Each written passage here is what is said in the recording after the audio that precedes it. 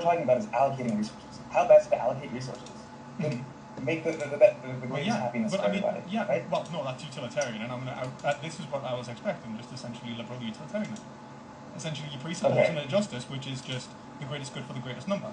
And I ask you what the greatest good is. Yeah, I want to help people, right? And then you say I don't really care. I don't really care about these abstract ideas. No, actually, there is a purpose, and that's justice. And you say it's an abstract ideal, but I think that's absolutely vile that you would violate somebody's human rights, and you'd violate them for what? For some abstract notion of the public good. What would you imprison certain statistically prevalent groups who would commit crime? Would you prevent people from being of certain religions if they're associated with certain crimes? It's absolutely disgusting that you would even consider that punishment should be done for any other means than righting a wrong. This is why utilitarianism. It's wrong. You can't right this wrong. You can't right. I don't think you're really right. But my point is, the point remains that when you want to use prisons as nursing homes, which is in essence what you're advocating for, that is a huge cost to the state, and every one of those dollars, in my view, we're not getting anything for any of those dollars.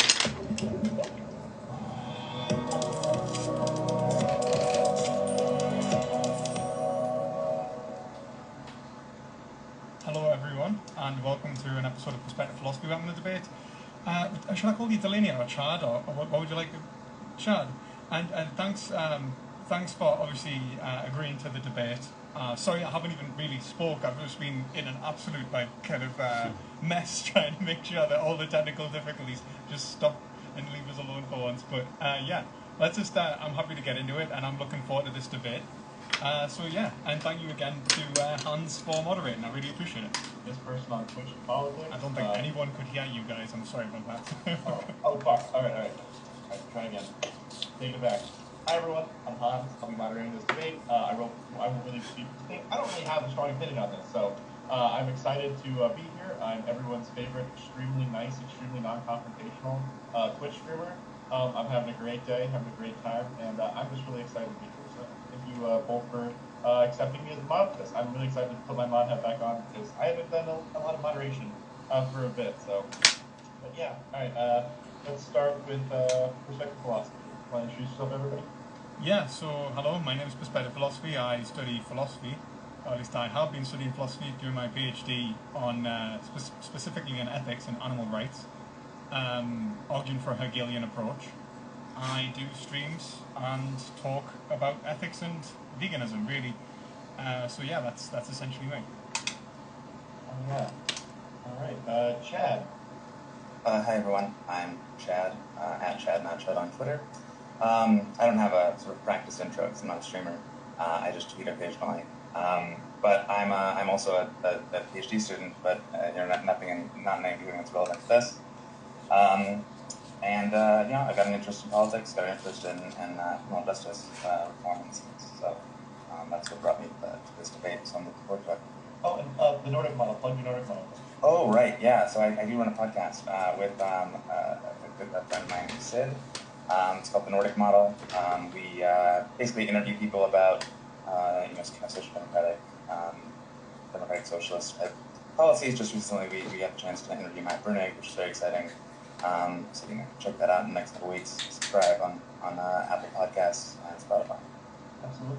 Okay. Thank you both so much. All right. So here's the ground rules of the debate. I'm going to try and jump in as little as possible, unless I think things are going absolutely off the wall. If I start talking, both of you stop talking. In regards to this, you're both going to get a timed 4-minute intro. I'll give you a sign. I'll be like something like this, like, hey, when you have about a minute left, just to make sure that you know you're on time. So both of you will get an uninterrupted 4-minute intro to lay out your position. You're both big philosophy guys. Want to make sure you have enough time to be able to adequately explain your position. Then we're going to do a fun thing afterwards where you both get 3 minutes to, in your best words, describe and steelman your opponent's position, just to make sure that we're all on the same page, that we're not talking past each other for the purpose of this debate. After that, we'll go into probably about an hour 20, hour 30 of open discussion, followed by probably a 50-minute Q&A with the audience at the end of the debate. Does that sound good? Yep. It's good to me, yeah. All right, which one of you wants to go first?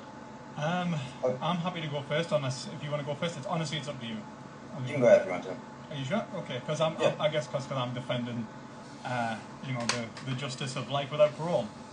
Sure. So, just as to begin the opening statement, I think that the most important thing to begin with is the parameters of this debate, which I think is the philosophy of law, not necessarily an examination of a current criminal justice system. I'm not here to talk about necessarily the inequality and inadequacies of the United Kingdom's or the United States' justice system per se. These contextual applications of life without parole are not necessarily an issue with the sentence itself, but with the justice system and the legality that exists within the state. For example, institutional racism is a problem in the United States. Many people are incarcerated unjustly and given, to be entirely honest with you, far too harsh a sentence for the crimes that they've committed. I would only argue that life without parole should be given to those who commit murder. And murder I will define in a moment. On top of that, there is also issues in terms of lack of public funding, appropriate facilities, all of these issues, enforcement. These are issues not necessarily with the concept of life without parole, but issues with the state itself. If you were to say, life without parole shouldn't exist because of institutional racism, I will say institutional racism shouldn't exist and life without parole is absolutely fine. So, apart from those being tangential to the debate, I think that we should focus on fixing those issues and keep life without parole as a form of punishment. So, past that point, why should we have life without parole? I would say that we should have life without parole or a whole life sentence, as in an individual should be incarcerated until death if they commit murder.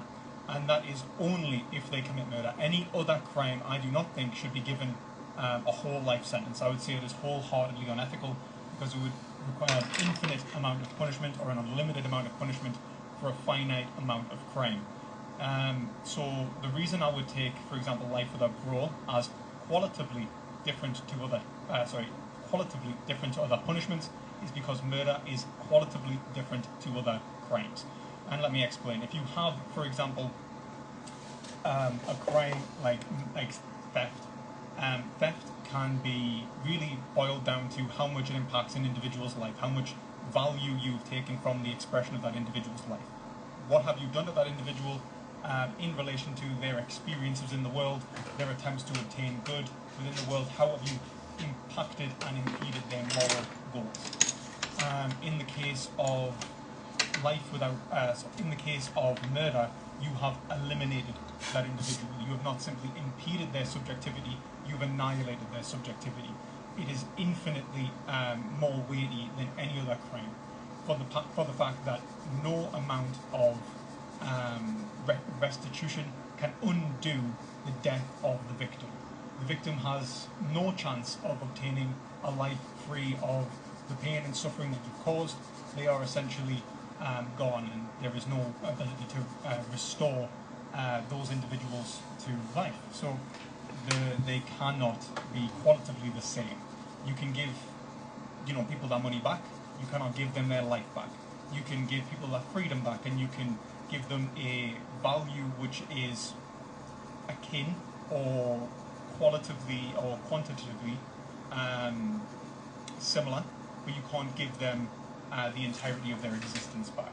And so I would see it as an infinite amount of debt that is owed by the individual who commits murder to the party that is victimized. And as such, an infinite debt must be paid with an infinite price, and that would be the life of the party who commits the crime. Now, the only reason I'm against death in this respect, capital punishment, is because of erroneous conviction. I see life without parole as essentially a stopgap to prevent individuals from being falsely convicted and then killed before the real perpetrator is then brought to justice, or a false conviction can be overturned. I think that is the only thing that would stop me from being pro-capital punishment. Why do I have problems with parole? So parole, or rehabilitation in general, implies the possibility of forgiveness without necessarily taking into consideration whether the individual should be forgiven or not. An individual should be punished for the crime that they've committed and then atone for that crime with the punishment. That's essentially it. So if they've committed a crime, the punishment is atonement and essentially settles the debt between the parties. It essentially allows for equality to be restored between two individual parties within a justice system, and that is essentially why Lady Justice holds a sword in one hand and a scale in another. In relation to rehabilitation and how it can be beneficial for non-murderous criminals, that's absolutely fine. I mean, I wouldn't call it rehabilitation. I think we should educate people and allow them to make their own choices. I think that the movement towards rehabilitation in our state today is usually the propagation of psychological manipulation evoked from notions of determinism and egoism, which are built upon liberalism. I think liberalism lends itself to rehabilitation, which actually just produces docile bodies of individuals who follow laws, who commit good behaviour, in other words, don't prevent the functioning of the state and the accumulation of capital, whilst allowing for a certain class of individuals to reap the rewards, whilst not considering the victims of crimes. And so the only reason that we should punish, and the only time punishment is appropriate, is in relation to the crime that is committed. We do not punish people because they are a risk to public safety. We punish them to right the wrong that was done and the crime.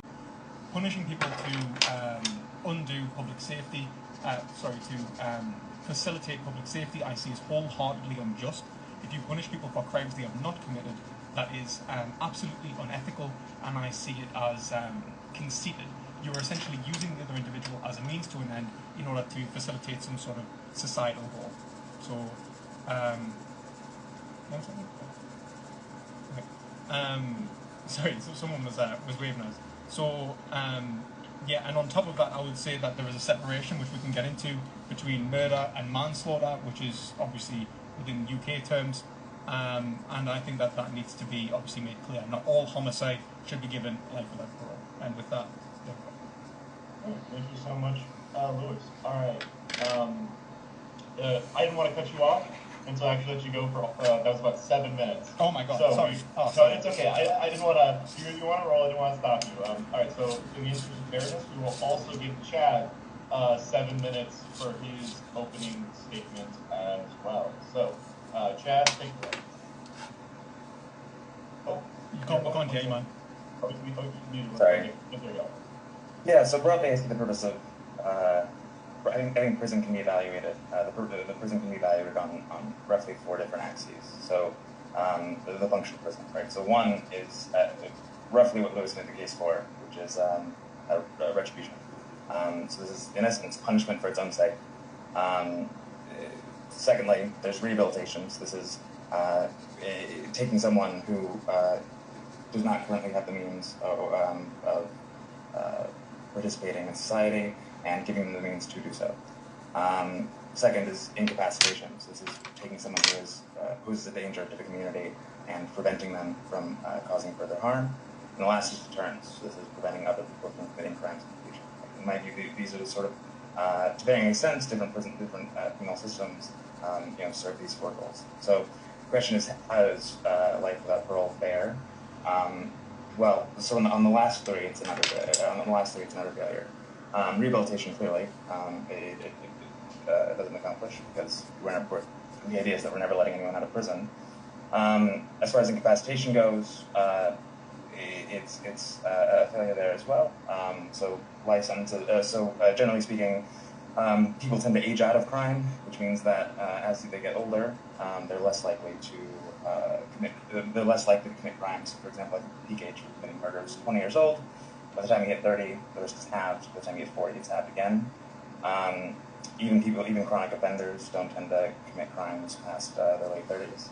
And so in that sense, the amount of public safety that you gain with each additional year of incarceration diminishes, while the cost of doing so increases.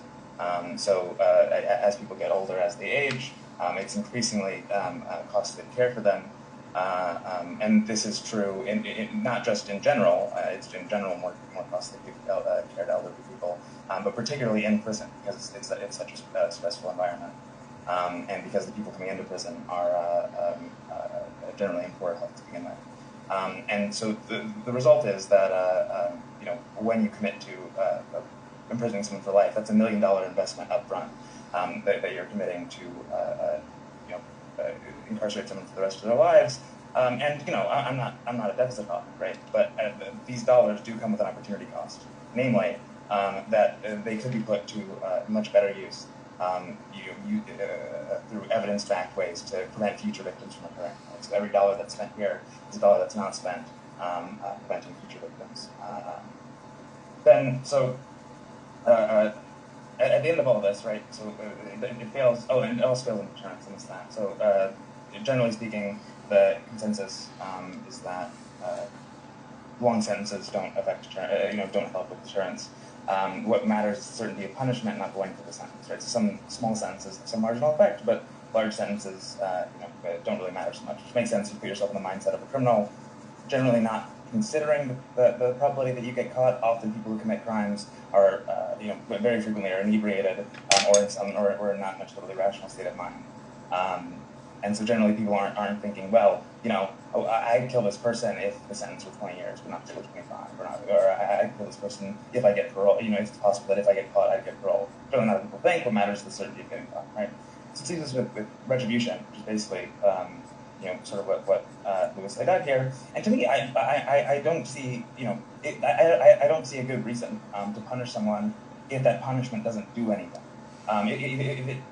If it doesn't improve people's lives, right? I think we should evaluate life without parole like we would any other public policy, right? When we're looking at public policy, we're looking at how can we use government funds to improve people's lives. And in this case, it's not clear to me how it improves people's lives. People will cite cite victims. The reality is it's really not clear the extent to which, long sentence lengths really improve victim well-being. I mean, you can look sort of across countries. It's not clear that, in countries like Norway, which even go much farther than abolishing life without parole, but indeed abolish life sentences entirely, victim, certainly trust in the justice system is higher there than in the United States. Not clear that victim well-being is improved by this, and more to the point, those dollars that we're spending, functionally using prisons as nursing homes, could be used to, provide restitution, provide counseling, provide these things, which don't fill the hole, right? Nothing can make them whole, including a long sentence. What people need, right? To the extent that these people are indebted, what these people need isn't for the offender to serve, to spend their twilight years, in prison being abused by guards and prisoners and these sorts of things. What these people need, I mean, to the extent that we can make them whole, even partially, are the things that I mentioned. Compensating them for their lack of income from their loved one, providing counseling and sorts of things. And so, at the end of the day, it's not surprising, I don't think, that, for example, the European Court of Human Rights ruled life without parole as a violation of people's human rights, including the prisoners' right to hope. The ICC, this is the International Criminal Court, the body that tries people for genocide and war crimes, doesn't use life without parole. Most European countries don't use life without parole. The UK is one exception. Most Latin American countries don't use life without parole. It's a pretty rare sentence. And the reason being is at the end of the day, it's a poor use of public funds, and there's an opportunity cost for each of those dollars that we're spending doing this. Moreover, and maybe Lewis will accuse us of conflating application with sort of the theory of the law, but I don't think the application and the law are separable. There's the idea that long sentences, life without parole included, put an upward pressure on other sentence lengths. So, for example, to sort of quote the American Law Institute, they argue in essence that the most severe penalty in a criminal sentencing system serves as an anchor point, which defines the scale of the penalty beneath it. Right. Mm-hmm. So the idea is that sentences are generally proportional, and so the most extreme sentence is life without parole. Then this inflates the other sentences as well, right? And you can say, well, in principle, we couldn't do that. This is how it happens. And so, to quote from them directly, the entire scale of authorized sanctions has some tendency to be stretched upward or compressed downward, depending on the absolute maximum. So not only do life sentences not serve to rehabilitate, the people who committed crimes, but due to these serious crimes, but they also don't. They also actively harm rehabilitation efforts for other crimes by driving mass incarceration. And again, of course, as Lewis said, he wants to sort of sidestep the racism issue, which is that these sentences are disproportionately, the brunt of these sentences is disproportionately by people of color in the United States. And again, you can say, well, we just do away with racism. But at the end of the day, right, our institutions are imperfect, no matter what. You can talk about the philosophy of law all you want, right? At the end of the day, when we actually put these institutions in practice, they aren't perfect. And so, given that that's the case, given that there are going to be people for whom, we do sentence to life without parole, there are going to be people always who are fucked over by those. And so we should limit, and so in essence, we should limit the state's power to fuck them over in that way. By denying them the ability to sentence someone to give them some life sentence without parole. You mentioned, Lewis mentioned, actually, I'll wait. I was just saying, we just passed 7 minutes. If you want to finish that up, go ahead. Yeah, so at the end of the day, prisons aren't a good nursing homes. We shouldn't make them be, right? There's little reason to deny people the possibility of parole, other than punishment for punishment's sake. Thank you so much, Chad. All right, now we're going to do this will be the fun part. So we're going to go back to Lewis for a second, and I want you both to try to take a little less than 3 minutes. You want to qualify everything, but make sure we're on the same page. 3 minutes, define and steelman your opponent's position, and then at the end, I want the opposition, in this case of Chad, say whether you feel like that is an adequate representation of your beliefs, and if not, we'll have to do a little brief back and forth to make sure we're on the same page, just to make sure again that we're not strawmanning each other for the purpose of this conversation. We want to make sure this is as good as this person possible, even if it does get heated. I want to make sure we all know we're talking about. So, Lewis, 3 minutes. Describe Chad's position as charitably as possible. Go ahead. Yeah. Okay. So thanks for your exposition there. If I understand your position correctly, you're arguing that there are 4 types of justification for, or 4 types of reasons given for punishment or penalty. Those are retribution, rehabilitation, deterrence, and retribution, rehabilitation, deterrence, incapacitation. And incapacitation. Thank you. So in that, you argue that you were saying that there was public safety as justification for incarceration.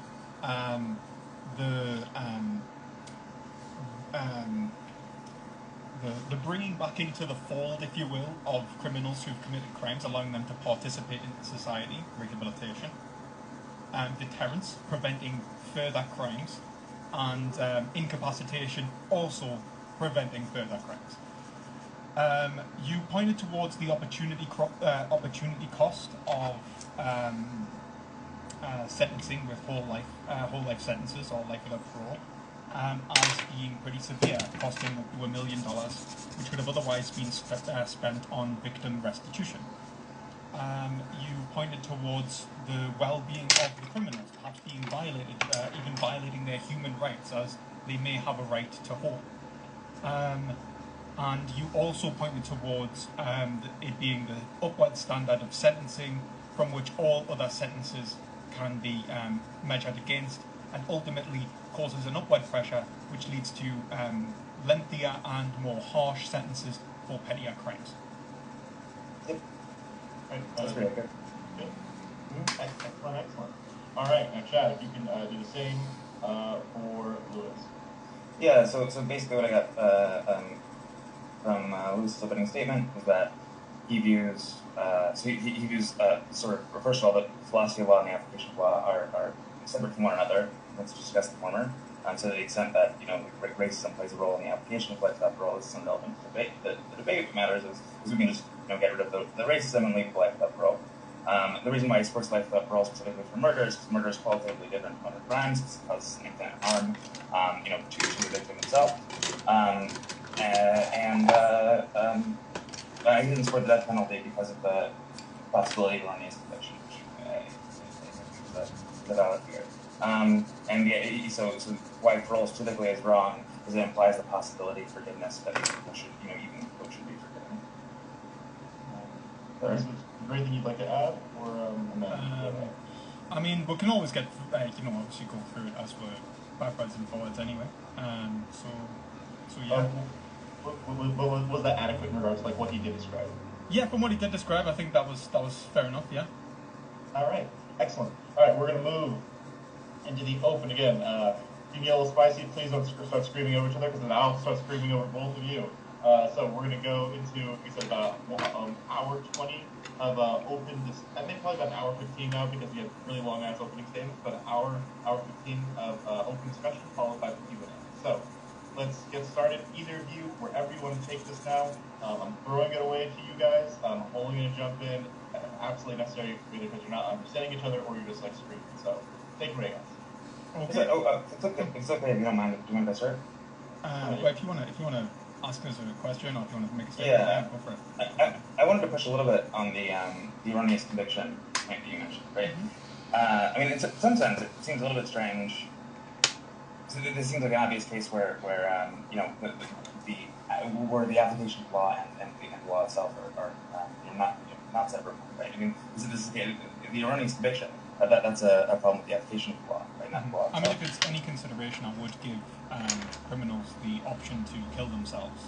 So I would say that if you're convicted with life without parole, you can take your own life. It's just more of an acceptance of our own limitations. Yeah, sure. I mean, well, it's precisely the you know, our acceptance of our own limitations, which is why I would argue why we shouldn't have life without parole either. Yeah, right? That's one of the we could always say as well, I would call life without parole, I'd be happy to call it death by incarceration if that's also...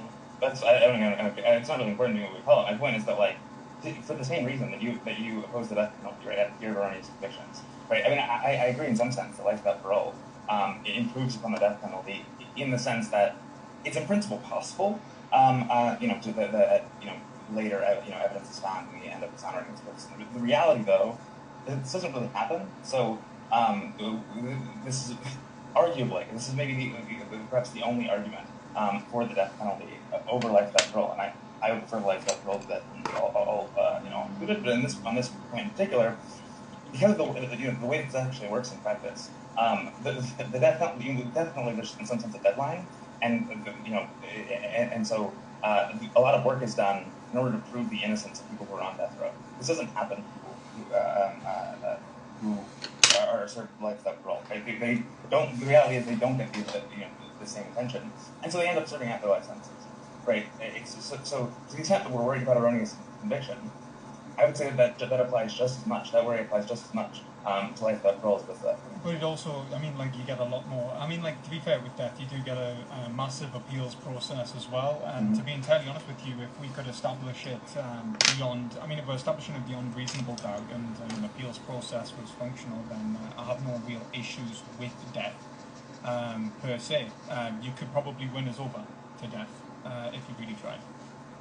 Well, but yeah, my point is these processes don't exist. Right? So I'm not really interested in like constructing a hypothetical legal system that if everything works well, then you know, people get what they do or whatever. That's not really what I'm interested in. I'm interested in constructing legal systems that we know that there's a risk-reward ratio with any sentence, and there can be erroneous convictions. There can be obviously you know, people can be framed. There's loads of stuff that can obviously take precedent when we're talking about punishment. That doesn't mean that we should do away with justice. It just means that we have to accept a certain risk-reward ratio. And I just think that erroneous convictions which lead to death give a very limited span from which we can then reinvestigate the crime, and it gives people who are willing to participate, who are actually actively willing to try and prove the innocent of a erroneously convicted party a lot longer to do so. And it also gives people like it also takes the power of people like Donald Trump and castrates it, you know, when they're trying to, you know, essentially kill people en masse before they leave political office. I think another big worry for me is political assassination. It's genuinely terrifying that, let's say, someone who necessarily, you know, like you get framed for a crime, and you know, I mean, to be entirely honest with you, people have been framed for crimes for far less than being political adversaries. Unfortunately, you get people who just get bullied into confessions and stuff. I mean, I would point towards, for example, I know you mentioned Norway before. Obviously, like obviously the rates of criminal activity in Norway, I think, can not be boiled down to the fact that the criminal justice system is very rehabilitative, but rather the fact that their economy and the size of their nation is disgustingly disproportionate compared to most. And since we can track the size of a nation and the size of a city directly with the number of crimes, I mean, we're looking Norway's population of 10 million people. I think 10. What does the population have to do with the crime rate? It's directly correlated. Increased percentage, like as the population density increases, so does increases of various crimes, including homicide. We're not talking about, well, population density isn't, like, if you look at, like, Honduras, right? And Honduras is a small city, very, very high crime rate, right? Like, highest murder rate in the world. I'm not saying it's I agree that, I mean, density has something to do with it. It's not the total population of the country. It doesn't matter that Norway's a small country. It matters that population density in Norway is very small compared to the population density in many places. I mean, look, we can even point towards somewhere like Japan, which has an incredibly high population density, yet a lower homicide rate than Norway. So it's like, obviously this does break down. But what I'm really pointing towards is that the rates of homicides in any country have socio-political and economic factors that are so far-reaching that it would take probably about 3 hours to cover all of them. I mean, we're talking about religion, population density, economic factors, relationships between social groups. There's loads of stuff going on. I mean, not even including like political groups and gang violence and opportunities for organised crime. To be entirely honest with you, I think that this is why I would say the best way to deter crime is not to create a rehabilitative justice system, but rather ethically educate those individuals in the first place. Put money into social programs which essentially, fulfill the failures of things like the family, when children are neglected by their parents and they're not taught right from wrong properly, or when they're neglected by their school systems and they're not taught right from wrong properly. But ultimately, I think that almost every adult in Western civilization is taught that killing is wrong in some way or another, and can be held accountable for their actions. Sure. I mean, I think that most people. Okay, there's a lot there. Starting back from the earlier point about cost-nation comparisons, right, transaction comparisons. These are difficult to do, of course. There are a number of factors. Including how statistics are kept, that make these difficult. But surely, right, like in some sense, most countries, right, at least most peer nations, the United States, don't use life without parole. There's an exception. England's an exception. I think Australia's an exception. Germany is. But that's like these. Most of these countries don't use life without parole. So it's to the extent that like, if there's a harm that you think that getting rid of life without parole is going to cause, right? Somewhere, right? We should do some kind of regression and find out. I would not argue for life without parole for deterrence, public safety as a whole, or anything like that. I think that is victim well-being. The victim's dead. With victims' families in this case, right? Well, I don't think. Well, look, I think like in terms of the victims' families, in terms of restitution for the victims' families, I don't think giving a lump sum for the death of your relatives is necessarily restorative anyway. But even if it was, you can have life without parole. You can have life without parole and restitution. The state can give their families a form of restitution for the harm done, whilst also permanently incarcerating that individual who's committed the crime. The point. Sure. Nonetheless, do you not think that public spending has an opportunity cost? Do you think there's no opportunity cost? Of course, I expect. I think everything in life has an opportunity cost. I mean, that's like economics 101, isn't it? So being that that's the case, right? So any dollar that we spend, I think there's like 55,000 people in the United States locked up for life without parole, right? So any dollars that are spent there, right? And you mentioned kind of in the summary of my position that it was directing that money towards victim restitution. Not just that, right? It's also directing that money towards evidence-backed ways to prevent crime in the future, right? One of these, by the way, are rehabilitation efforts, but we can get into that. Yeah, but I mean, I wouldn't incarcerate anyone for non-violent crimes. I think it's an absolute travesty that people are being incarcerated for non-violent crimes. If you committed fraud or anything like that and you're getting a prison sentence, I would see that as unjust. Yeah, I mean. So when we talk about rehabilitation programs, I don't think that we should necessarily, the way that we're punishing, for example, in the first place, I don't think for example, the life without parole is almost exclusively far too large in the United States because it's giving that you are giving people who do not deserve life without parole life without parole. So you're giving people who have not committed murder life without parole. You do not have to commit a violent crime to get life without parole, as far as I'm aware, in the United States, or at least virtual life. You can be given like 100. I think the guy that was it like cloud sharing website was like Pirate Bay. He's got like 135 years. Like that's absolutely disgusting. You cannot take someone's life like that because of a monetary crime. Yeah, so just for that, so about 91% of the people who are incarcerated or who are serving life sentences in the United States are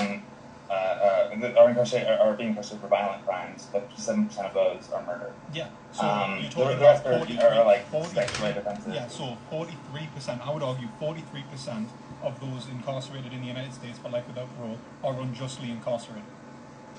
Well, yeah, that's fine, right? But if you're talking about opportunity cost, if we're talking about the United States and its concrete opportunity cost, I think it's blowing money on that. Like, don't get me wrong, like you're essentially punishing people too harshly. But I think that's what like American conservatism. There's not one second for both of you. I just wanted to.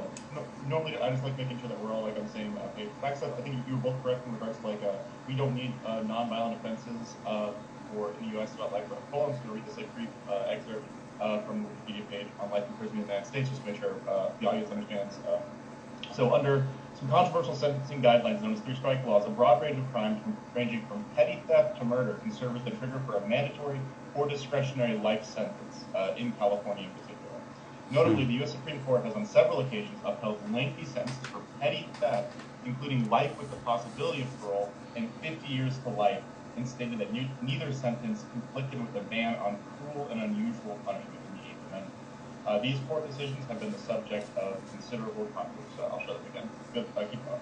Yeah, no, so certainly, right. So, for example, like habitual offender laws, or can take the form of three strikes, it's one of those three, are insane, right? I think something like 81% of the people who are incarcerated in Mississippi, and I mean they're basically applied to federal, like 81% of the people who are incarcerated in Mississippi.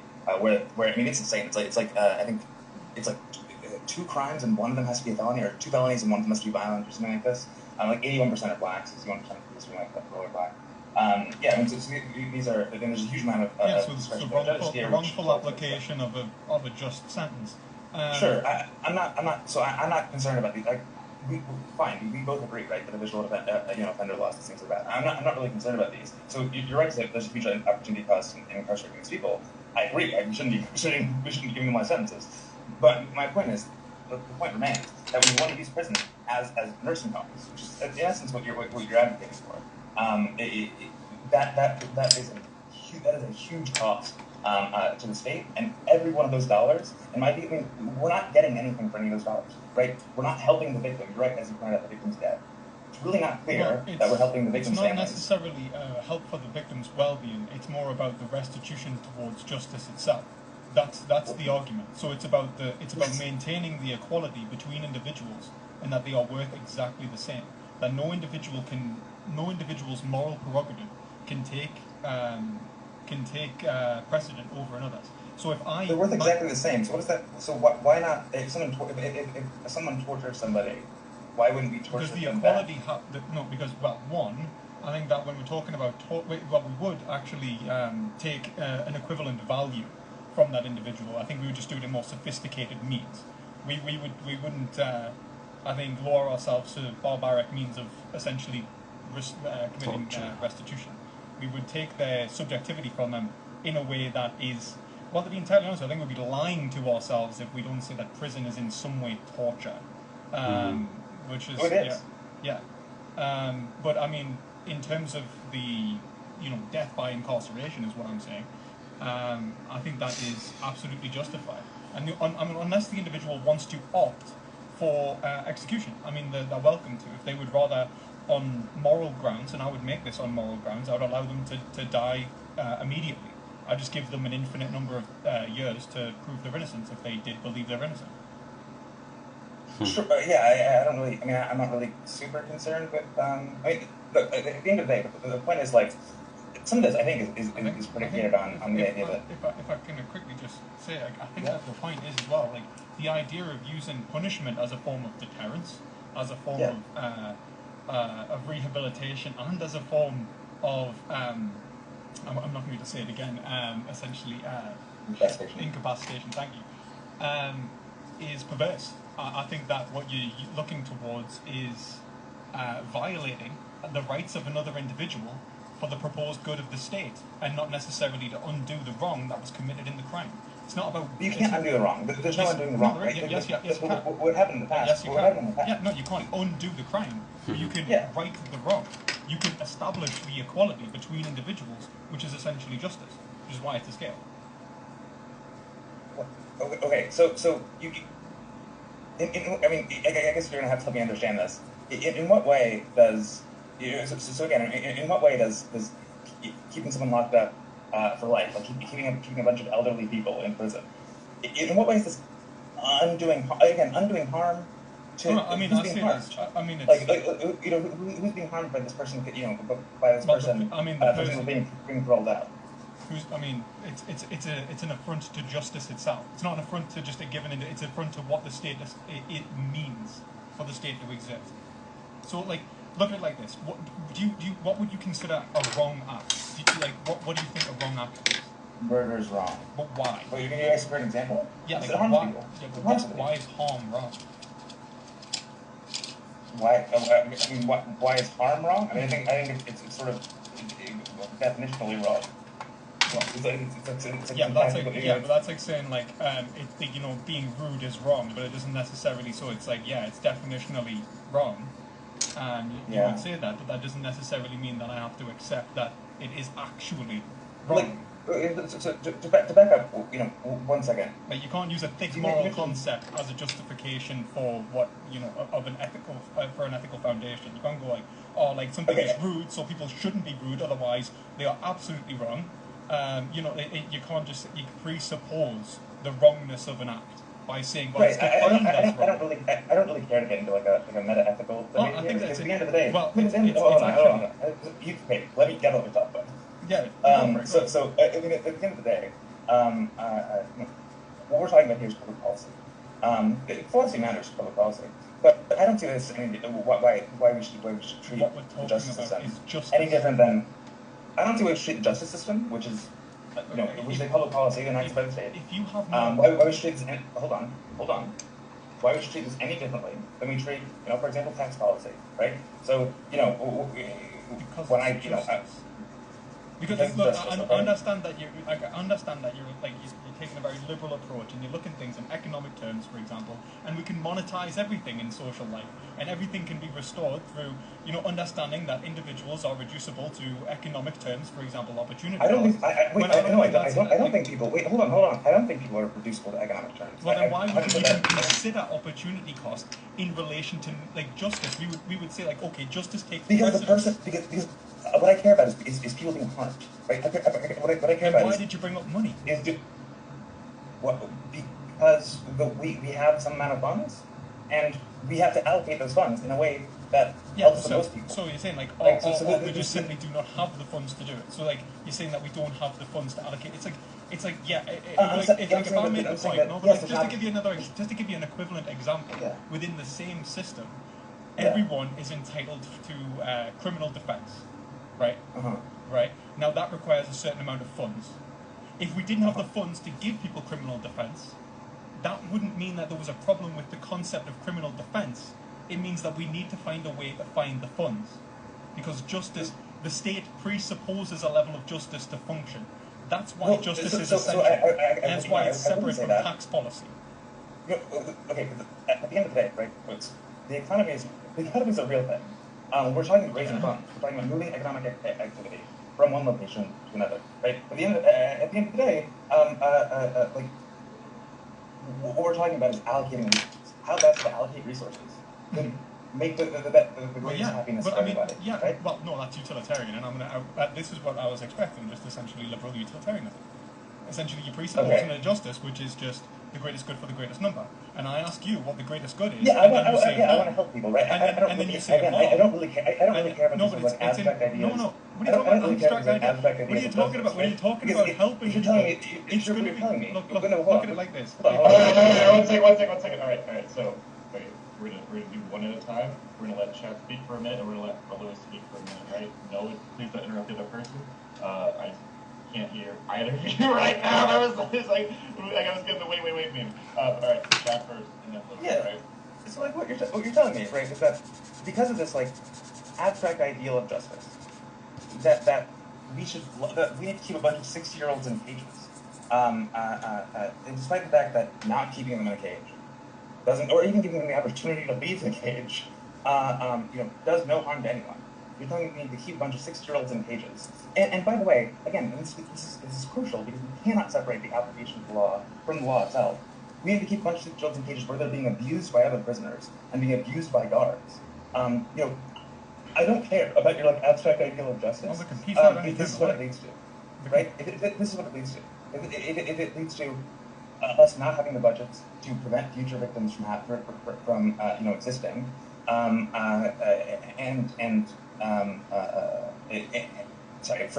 not having funds to prevent future victims from existing, and functionally torturing people for no purpose.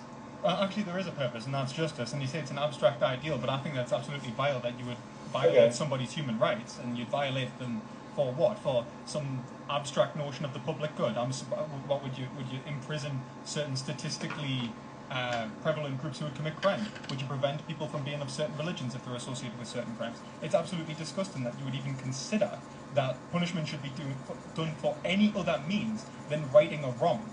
This is why utilitarianism. This wrong. We can't write this wrong. You can't write. I don't need to really write. Wait a minute. I'll let you speak. Look, right. Let them go. Like when we talk about, let's say, utilitarian notions of justice and let's say goodness, you are presupposing a notion of right and wrong already. You are already saying harm is bad, and then I say, why is harm bad? And you're like, it's definitionally bad. Oh, and I'm like, oh, well, what does it mean to harm someone? You're like, oh, well, essentially it's a moral judgment given by that individual. So if two individuals have a discrepancy about the moral judgment, how is it supposed to be essentially determined to be right or wrong? Now that's where we appeal to an indifferent court of justice. We appeal to the universal that exists between multiple individuals in their judgments of good. Okay, and that's why when an individual commits a crime and they impede the moral agency of another, they essentially prevent an individual from obtaining certain goods in their life, or in the case of murder, annihilate their life as a whole. They are indebted not just because of the damage they've done, but because of the conceptual rejection of the victim themselves. They have narcissistically, egoistically discarded what the other individual's judgment means and its essentiality towards what the state is, which is the universal identity of all of its inhabitants. And so that value of their judgment, that value that exists in all of the agents within the state, must be maintained at all costs for the state to function. If you reject the value of one given individual, absolutely, then you have taken a master-slave approach and you are trying to propose a notion of justice onto itself. You are saying, I am the law. I am greater than the law. And that is why we crush criminals in that respect. Why is that? How is murder qualitatively different there? I mean, anytime you commit a crime, you're saying you're above the law, right? Yeah. I mean, but murder is the absolute rejection of another individual's judgment. And actually, if you look, there are you can separate crimes into 3 different forms: unintentional wrong, unintentional wrong, deceitful wrong, and violently criminal wrong. And I think violent criminals are the ones who atypically reject the interests of the other party, the judgment of the other party in relation to morals the most, which is why when we try to abstract what is good for all of these parties, I think it's absolutely disgusting that you would say, oh, well, when we talk about what is good for everyone, well, you're only talking about what is good for only a certain number of the population, namely everyone who isn't the victims who are no longer here. You're saying, okay, now that the victim's dead, what is in the interests of those people who are alive? And we no longer consider those individuals and their moral judgments. Wait, so what matters is the interests of the victim who's dead. So suppose I declare right now if someone murders me, I don't want them to be locked up in prison. You know, I don't want them to get life in prison. Does that factor in? Does that matter? Well, I mean, it's got to be indifferent. I would say. I'd say like, it's not just like. So when we talk about moral judgments, the separation between the moral and the right is the indifference of the judge. That's why we would say like you know, who judges right and wrong is separate to who judges, let's say, good and bad. It's like if let's say someone commits a crime against me and I say I forgive you, but let's say I've got Stockholm syndrome, right, or I've got some sort of psychological bias that's preventing my rationality, then an unbiased judge should step in and say, actually, no, they're going to be punished regardless. One second, Chad. Lewis, if you could just briefly explain to the audience, also to me, a bit lost, the difference between right and wrong versus good and bad. If you could do that. So good and bad is, let's say, the individual's moral evaluation with the world and objects within the world. So it's what they would consider to be the end goal of their actions, how the world that they are trying to create with their actions. Right and wrong would be the universal conception of good and bad, that which is that the overlap between all moral agents, that which sustains people's moral agency within the state. So essentially, I can only make moral judgments and I can only engage in moral judgments if I'm in a relationship of mutual recognition in terms of value with other individuals within the state. And this is ethics. This is where we talk about morality at an institution. It becomes an institutional level. So the supersedence of morality to ethics is the movement from an individual's judgment to an objective, indifferent judgment, which universally obtains all agents as well. The value of everyone. Appreciate it. Thank you. And that's why we need to lock 60-year-olds in cages. Well, I mean, to be entirely honest with you, I would, again, as you said, as I said before, I'd happily be one round to capital punishment. I'm just saying that people can essentially determine whether they want to live in prison for the rest of their lives versus, you know, ending their lives painlessly. Yeah. Okay. So once again, let me circle back again to this notion of erroneous conviction. So why isn't erroneous conviction the possibility of erroneous conviction? Because I mean, so you're expecting someone who's in prison, you know, likely has relatively, you know, most people who are in prison, you know, don't come from particularly wealthy backgrounds, generally pretty poor, generally have few resources. So I'm a little bit confused here. No, I think everyone is entitled to propose defense, and if they want to make an appeal, I think there should be an appeals process, of course. Like, I'm not barbaric in that way. Yeah, I mean, true, but the reality is, right, I mean, you're entitled to an appeals process, you're not necessarily entitled to a really good lawyer. Train your lawyers better, I don't know. What do you want us to say? What I want to say is that, like, at the end of the day, okay, we can talk about whatever these again very abstract notions of justice, especially since, you know, it's a little bit strange that, you know. At least I don't see how my version of justice is abstract when my version of justice is about the judgments of individuals. I'm pointing to like a very real material, like a very real, you know. Yeah, material. A very real harm that's happening. All right, guys, keep going. Those first mention. It's just that when you say mine's abstract, but then you use words which you say are self-evident, or rather it's defined as good. So you're just presupposing it. You're like, oh yes, this is good, this is just. This is what justice is. This is what, you're just asserting it. I'll defend everything I say. If you don't have a theory of justice, that's fine. We can debate again. Yeah, no, my point is that, like, when we again lock a bunch of 60-year-olds in cages, which is what life without parole is, right? Well, I mean, actually, it's locking people from the ages of 18 plus. Well, this is the difference between life without parole and a short sentence. Well, I mean, right? they can be 18 and have a life without parole sentence, right? So the difference in the population of people who are locked up between whether you gave them life without parole or not is that you're keeping people locked up throughout their entire lives. The differential is those years at the end. Right? If it were a shorter sentence, they wouldn't be locked up for years at the end. Okay. So that's the difference. Mm-hmm. And why do you think old people are not deserving of punishment? Well, it's not that old people. I mean, it's not that I don't think that old people in general are deserving of punishment, but it's far from clear for me that there's much of a reason to keep someone locked up who committed a crime 4 years ago, or at least not giving me. In this case, I'm not even arguing against life sentence, although I maybe would in a different debate. The point here is, in part, the point of a parole process is, in some sense, it combats against this fear of erroneous convictions, right? Because the idea is you continually have an ability, even if you can't, right? You can't necessarily prove that you didn't do it, and you can't always do that, right? Parole is not a way to prevent erroneous conviction. Parole is a way of letting people out. It's a way to mitigate the harm of erroneous conviction. No. Parole is a way of reducing the sentence. That's all it is. It's not necessarily so you can accept someone being guilty. So you would, the state would be like, you are guilty, we are going to consider you guilty, and now we are going to let you out early. Because of quote-unquote good behavior, which is really just a functional definition of your quote-unquote rehabilitation, which has nothing to do with, let's just say, repentance, actually accepting you are wrong.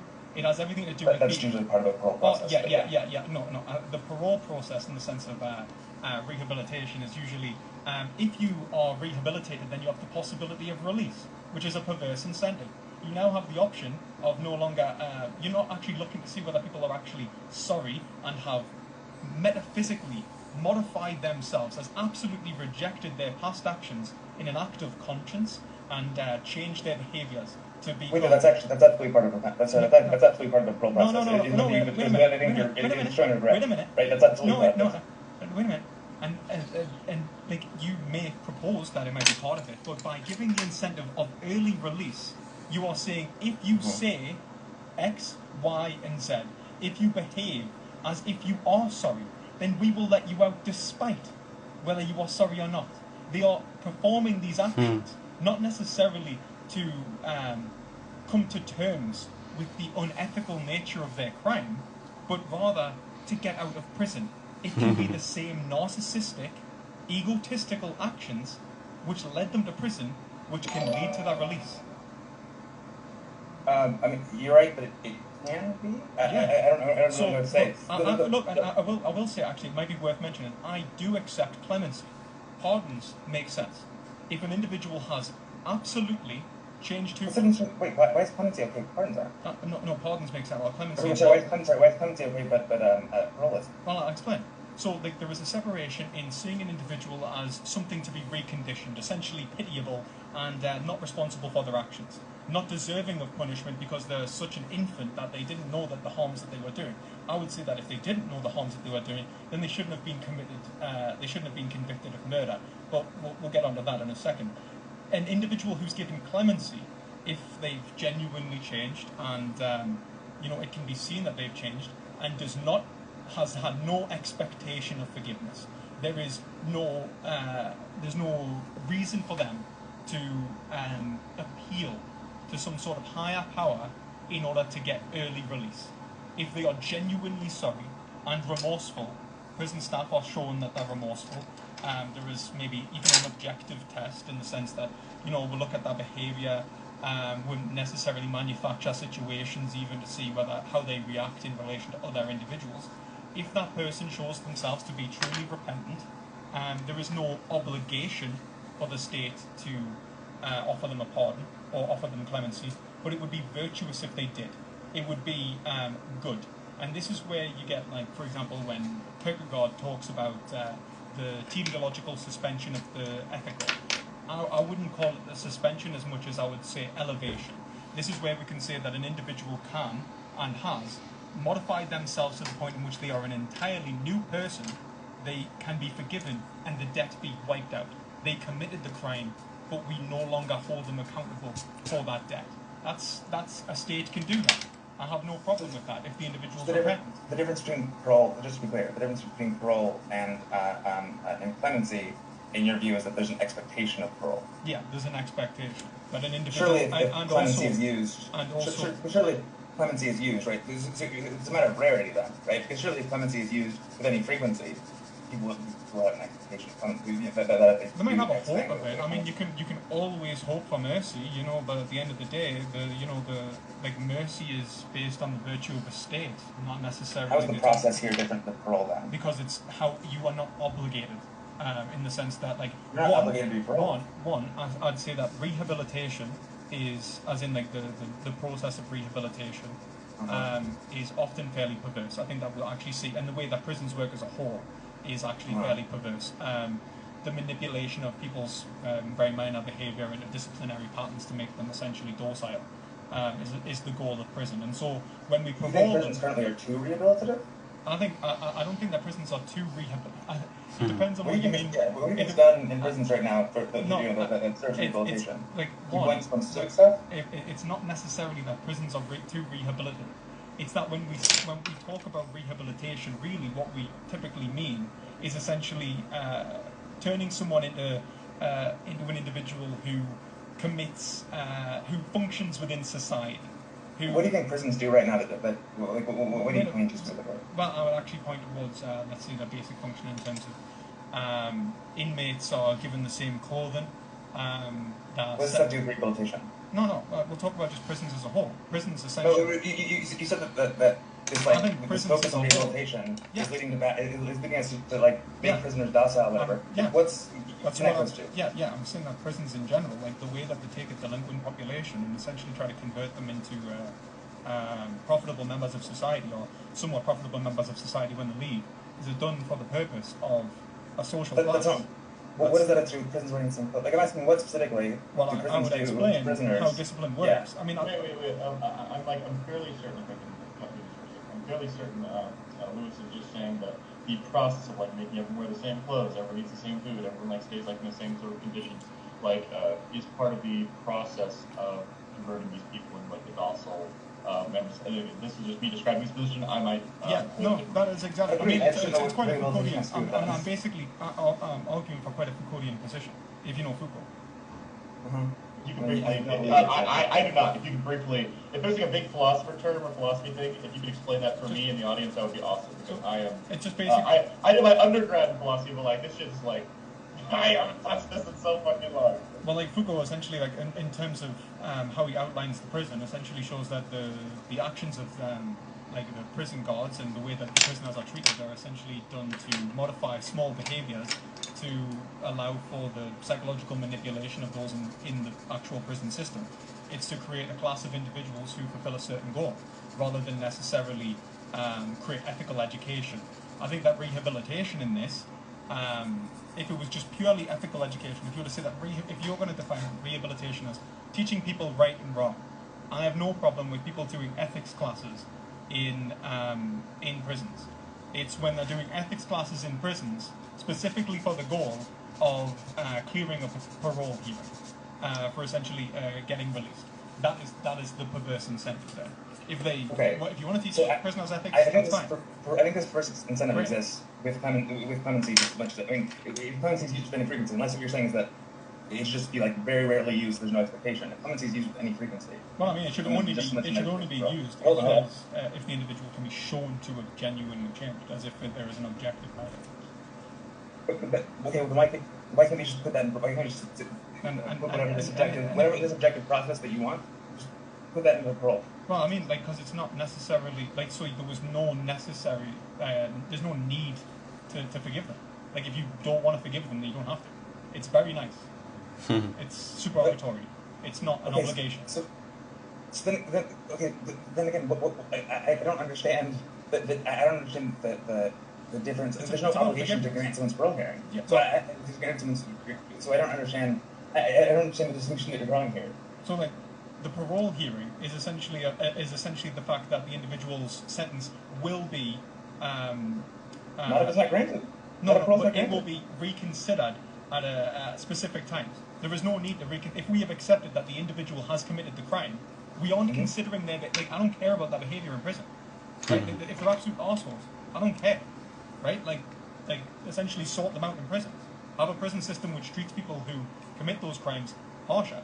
Throw them into I genuinely do not. Solitary? Like look, if they won't mix with inmates, then they can put themselves in solitary. I don't care. Is there like a, do either of you, is there, say, like a varying degree of, did you both agree that prison is like some flavor of torture, right? Is there a solitary confinement is absolutely right. General torture. Solitary confinement is worse, right? So like I guess is like a spectrum of, say, like acceptable torture. Yeah, I mean, absolutely. I think if we were to the point in which an individual was so antisocial that they were, you know, let's say raping inmates or something like that, you know, committing acts of violence, even murders in prison, and could not be housed, I would say execution. Chad, if you could just vote to make sure I get your position on this. I mean, solitary confinement has some very limited use for very short durations to sort of pull people off. But in general, denying people, like, I think what you're missing is that when you set up these institutions where you say that, like, for someone who is displaying antisocial behavior, we should continue to treat them worse and worse and worse, and then eventually we'll execute them.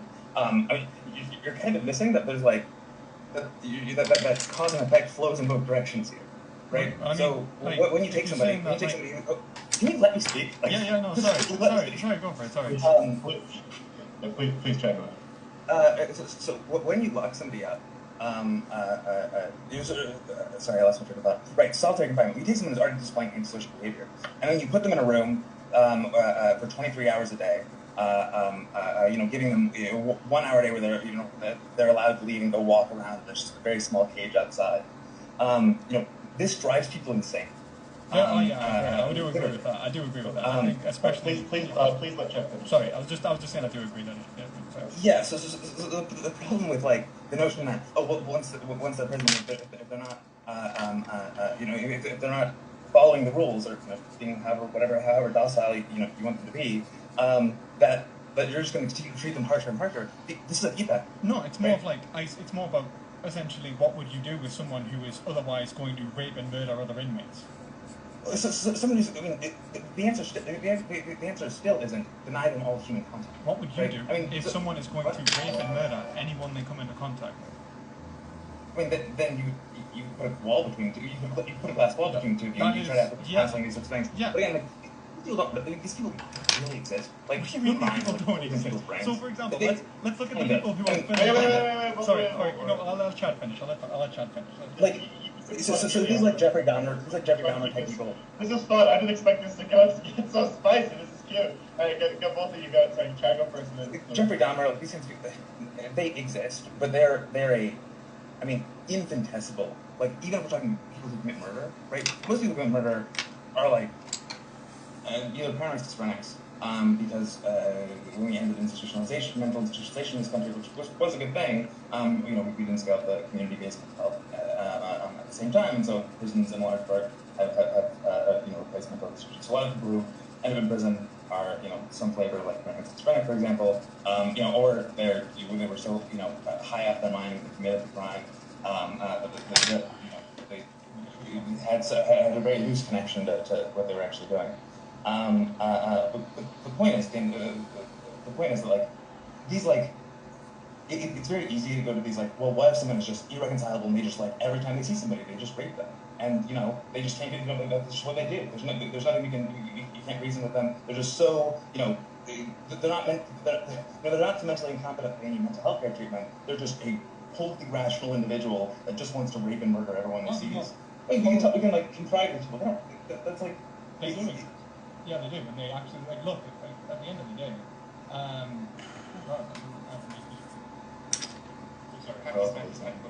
Do we want to do like closing statements and Q&A? Because I have to go soon. Oh, okay. Shit. Where do you go? Alright, yeah. Hello? Lewis, you back? Can you hear us? Yeah. Really sorry about that, guys. I don't know what's going on. I think I was telling you beforehand that I was having problems with the capture card. Yeah. No problem at all. I saw you after you dipped. I went and checked your YouTube channel and, like, it was down there, so I knew you didn't, like, just randomly, like, bug out. So. Yeah. You know, like, the computer overheated with me. Okay. So last thing I remember was speaking about, I'm not going to be able to be a face. That's okay. And Luce, I just wanted to, Chad does have to go soon. Would you guys be comfortable maybe chatting for like 10 more minutes, and then we do like a brief Q&A, and then closing statements. And we can be out of here. We can be out of here by in about 25-30 minutes. Is that okay, Joe? Okay, cool. All right. Go ahead. Again, 10 more minutes of uninterrupted combo, and then everyone in my chat, if you have questions for either Chad or Lewis, start adding me in the chat, and so we can have a list and we can start asking them rapid fire during the Q&A portion, so we don't have to wait for that. So if you have any questions for either of our guys, make sure you put it. Just put my name as an @ and then if you have a specific question from one of them, put their name. But if you want to ask both of them, just leave it blank. I hope that makes sense. You can all follow instructions. I have no faith in chatters, but like you guys are gonna do just fine. But sorry, you two go back to where you're going. Yeah, I mean, the last thing I remember you saying was essentially that the people in the prison system who do commit these crimes and who are super antisocial are mentally ill. I think that's just a medicalization of evil. I think that you can actually find people who are sound of mind and who are horrible people. The sound of mind, yeah. Essentially capable of making rational decisions without diminished responsibility, and you people have various tests for that. So I can go through it with the separation between, let's say, what would be diminished responsibility. So, for example, would ask, was the defendant suffering from abnormal functioning? Did it arise from a recognized mental health condition? If so, was the impaired rational judgment, did it impair rational judgment or self-control? If so, does it provide an explanation for the conduct? And this would lead to a conviction not of murder, but of manslaughter in the UK. Then you've got the test for loss of self-control, which is 1, that self-control was lost, 2, was there a qualifying trigger, and 3, it provided an objective test from mental health institutions within recognised fields, and it's even made in such a way in the UK as to allow for the development of new and more recognised mental health conditions within the DSM-5 and onwards.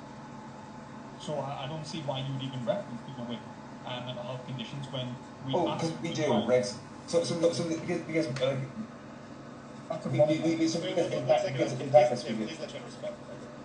Yeah, because in practice, we do end up with a bunch of, like, for example, like people on death row who are narcissists, or one thing this doesn't cover again. I would argue that there's the minute that someone who is had their minds on meth, and killed somebody, that's awful, and they certainly bear much more responsibility than someone who was mentally ill for a reason that wasn't their fault, right? In some sense, sometimes you chose to take the drug with initially, and this also represents a number of people who end up committing murder, right? People who 40 years ago took too much of a drug and ended up killing somebody. So which is you generally not you don't get like NGI for that. I mean, if you want us to argue that, I mean, I'm happy to say that people who necessarily commit crimes when they're mentally ill, if it did pass these tests, that would be manslaughter in the UK. So I wouldn't even consider that murder. So they wouldn't be eligible for life without parole. I would say that they need essentially psychological treatment, like psychiatric treatment. That's not the same thing. If you're saying that some people do accidentally get put through the system, yeah, like erroneous convictions happen. But that's the way that criminal justice system works. Unfortunately, there are erroneous convictions. That doesn't mean that we can't convict people of crimes. No, it doesn't. Hold on. But one of the things, your justification for life sentence, which is in some sense, or life sentence or death, right? That it's an infinite punishment. In order to make up for an infinite crime. Well, that's the case, right? But in any even small probability, it's an infinite punishment.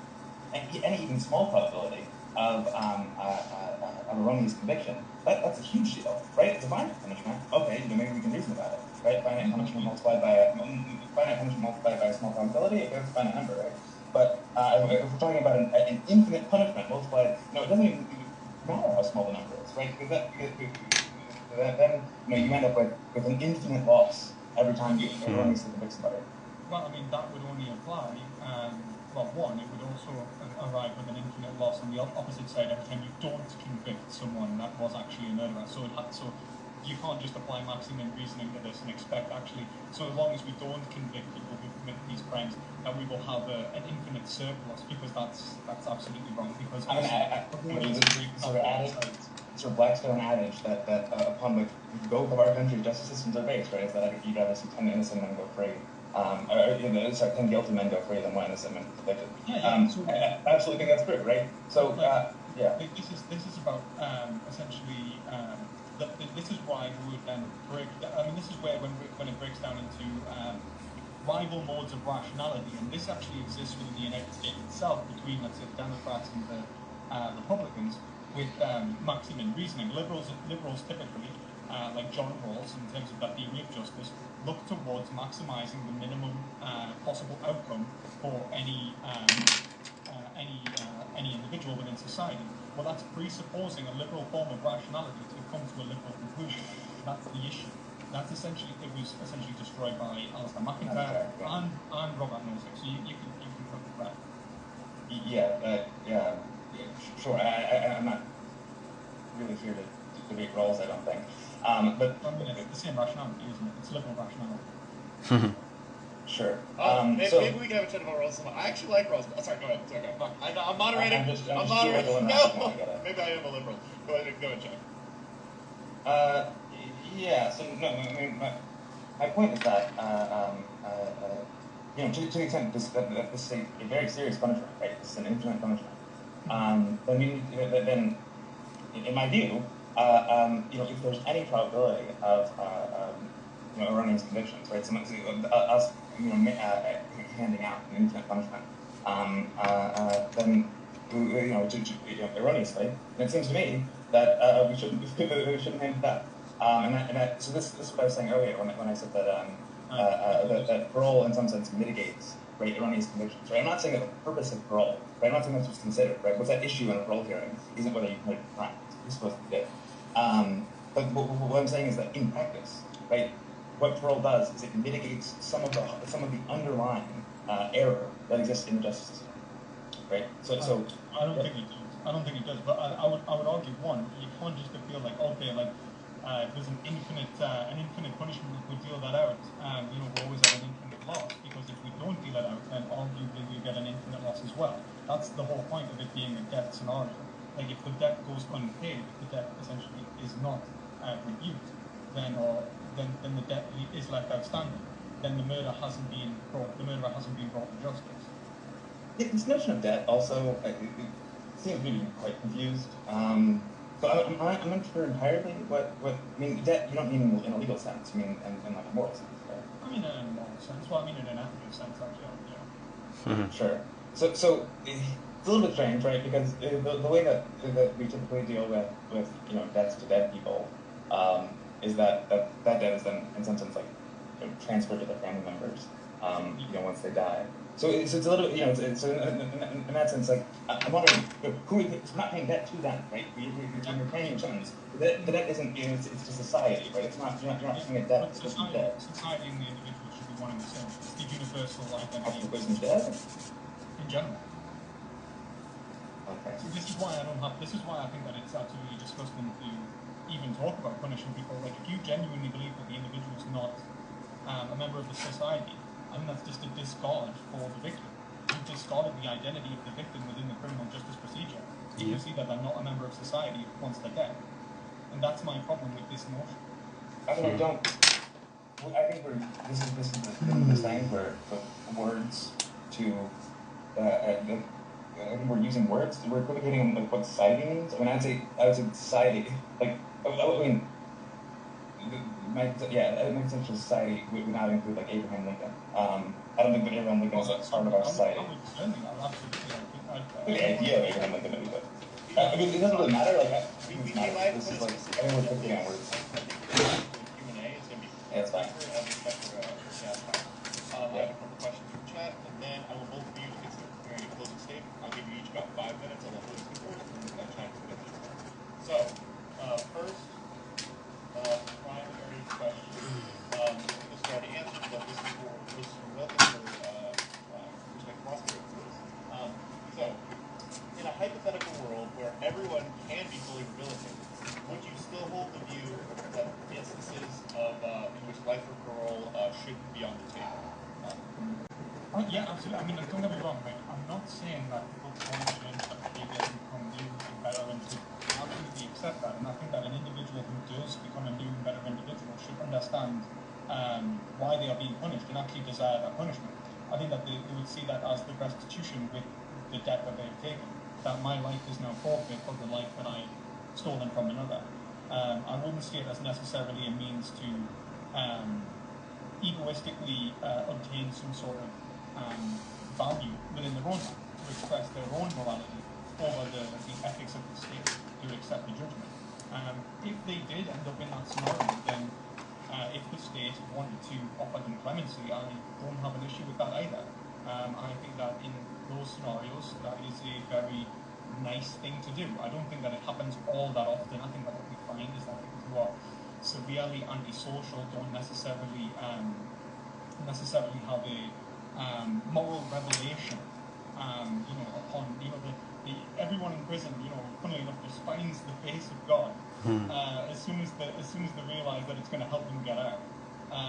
But I would say that it's a perverse incentive. I think that ultimately, if the individual does accept that they've committed a wrong action, they would desire the punishment, and if the state wants to then offer them a pardon as a virtuous and lovely thing to do, then yeah, that's great. Super optimal. Can I ask one question, follow-up question to that? Yeah, of course. Okay, so if it's the case, right, there's this epidemic of people who really haven't changed or just pretending they changed and let out on parole, right? Particularly even in the case of in the case of murder, for people who are let out with life without parole. I mean, the recidivism rate. You'd expect to see this in the recidivism rate, right? I mean, the recidivism rate for murder is very, very low. It's like a third of what it is for other crimes.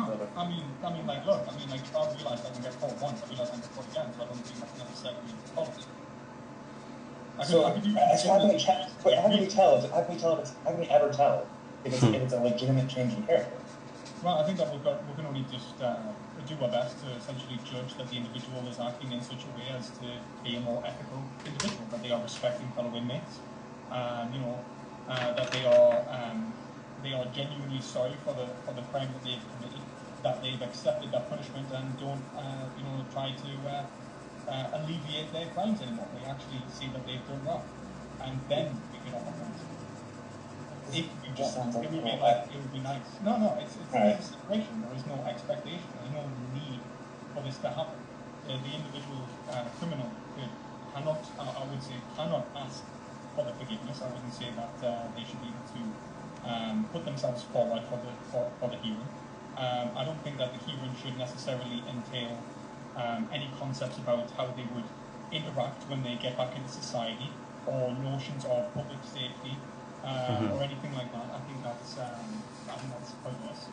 I think that it ultimately is essentially justifying the violation of another individual's. So if the individual was genuinely, let's say, hadn't committed murder or something, if you were to keep them in prison, just because you thought there would be a threat to society, you'd be punishing them for crimes that they haven't committed. So like these kinds of rationality, I would outright reject. I think that's absolutely disgusting. Right. Next question. This is for Chad. If we take this is from base and plan, if we take the utilitarian approach, then would it apply to rehabilitation as well, or any consequences? In other words, does that mean that your utility society determines the consequences you get in regards to your sentences, and so those deemed less useful get more consequences as its way in utilitarian evidence? I think that the example that would be to say, oh hey, you have like a doctor whose research is like helping cure cancer versus say like a random like asshole, like they commit the same crime, we give like the doctor a lighter sentence. Yeah, so there'll be a lot of utilitarian justifications for why you should do this, but it mainly comes down to that it comes down to like that utility is intractable to calculate, right? So generally, in general, it's intractable to calculate. So to say that like it's sort of impossible to know, any sort of objective measure that you can try to come up with that someone's like value to society, strikes me that like it would be, it strikes me to be, it would have to be subjective enough to be relative to each individual, and then at that point it's subject to all the usual like class and racial biases that you see in our actual justice system. So it seems like, we don't design our institutions around these like individual cases like this, right? When we design institutions, we design rules. Can I ask you a follow-up question as well? Yeah, sure. Yeah, so if you think that you can't calculate the utility in relation to sentencing, then why are you a utilitarian? Like, if you think that it's abstract and not useful. I'm not saying that utility is abstract and useful, rather the information is highly distributed, right? So it's very difficult to make, it's a similar argument to like central planning is bad, right? Is that there's so much dispersed information throughout the world that to really try to like measure one person's value to society seems impossible. Right? Whereas I can point to, things like recidivism rates. I can point to things like, yeah. It seems really clear cut though in the case of the doctor who's necessarily curing cancer or something like that, you would see that it's going to have a massive societal impact. So why would you even say that it wouldn't even be calculable? It's like, not necessarily, right? Because what you're essentially doing there, right? So like 100 people.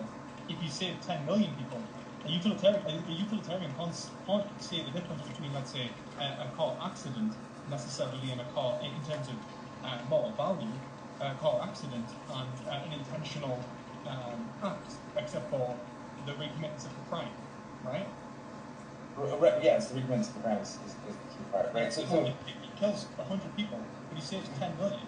That's a straight, like, bonus utility.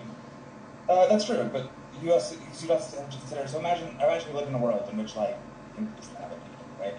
For one, I mean, clearly this would have perverse effects on economic inequality. Certainly the extent to which like punishment deters, which long sentences don't really, but the certainty of getting caught. So it was the case of like we just let off people, how functionally we let off powerful people, from being held accountable for their crimes. Then there's literally zero deterrent effect if you're a powerful person. So there seems to be a number of like bad consequences that come from even attempting to do this kind of calculation and adjusting sentences based on their worth to society. I mean, so if we could guarantee that nobody would find out that this person was released from prison, you could go and cure cancer, you would release him from prison. Oh, like in the U.S. where like hired Nazi doctors? Well, not because people knew, right? So it doesn't really work. Yeah, it was like in a world in which it never gets out, and so no other powerful. Listen, how does the system work, right? Because then, so do other powerful people know? It's hypothetical. Yeah, so my point is like the problem with using these sorts of like moral intuitions, if you in essence like moral intuitions in hypotheticals like this, is that like the things that you kind of flatten over with this hypothetical, right? Like the knock-on effects of for example, what this means for other powerful people are typically why are just right? Real life isn't a vacuum. I'm just asking you, in this vacuum, in this hypothetical, you would be okay with releasing the doctor? Why couldn't I just have him remain incarcerated, be under house arrest, and continue to what? He'll only do it if he's released, and no one ever knows. And this is a one-off event, such that it's not part of like the institution itself. Or just no one ever knows. I mean, Mill hypothetically proposed this in the first place in terms of capital punishment. He was like, it would be better to have capital punishment than incarceration. And then he was like, oh, well, wait a minute, it would be better again if we just lied about it and put them all on an island and nobody ever found out. But that can't happen, right? You can't put someone on an island and no one ever finds out. Yeah, no, but I'm just asking you, like, the hypothetical. I mean, it probably would have been a lot easier in the time of John Stuart Mill. Sure. So in this like again, like contrived hypothetical, sure, I don't really have a problem with it, but this can't ever happen in real life. So I don't really care. I don't think that an individual's value to society, and namely normally a certain class of individuals who will benefit, not the victims, has any bearing on the punishment. I don't think it should. I don't think it should in real life. You mentioned like the class they're part of, and they're on the class they're part of. I agree. That's the problem.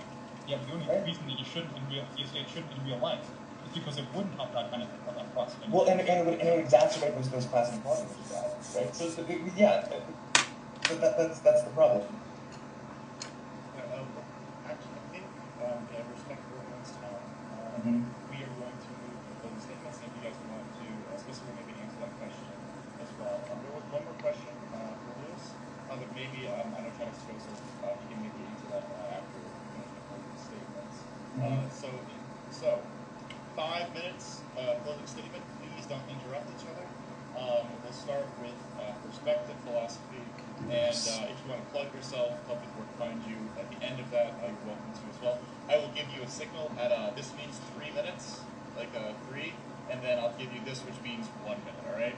Just to make sure, try and keep it under the 5 minutes. That's fine. The opening statement's maybe a little bit long, but let's try and keep this ending ones maybe a bit more concise. So 5 minutes on the clock. Lewis, go ahead, buddy. Yeah, so thank you very much for the debate. Probably maybe it's fair to say that I think either of them had us at the same time, enlightenment. I would say that overall, I reject the sort of liberal thinking.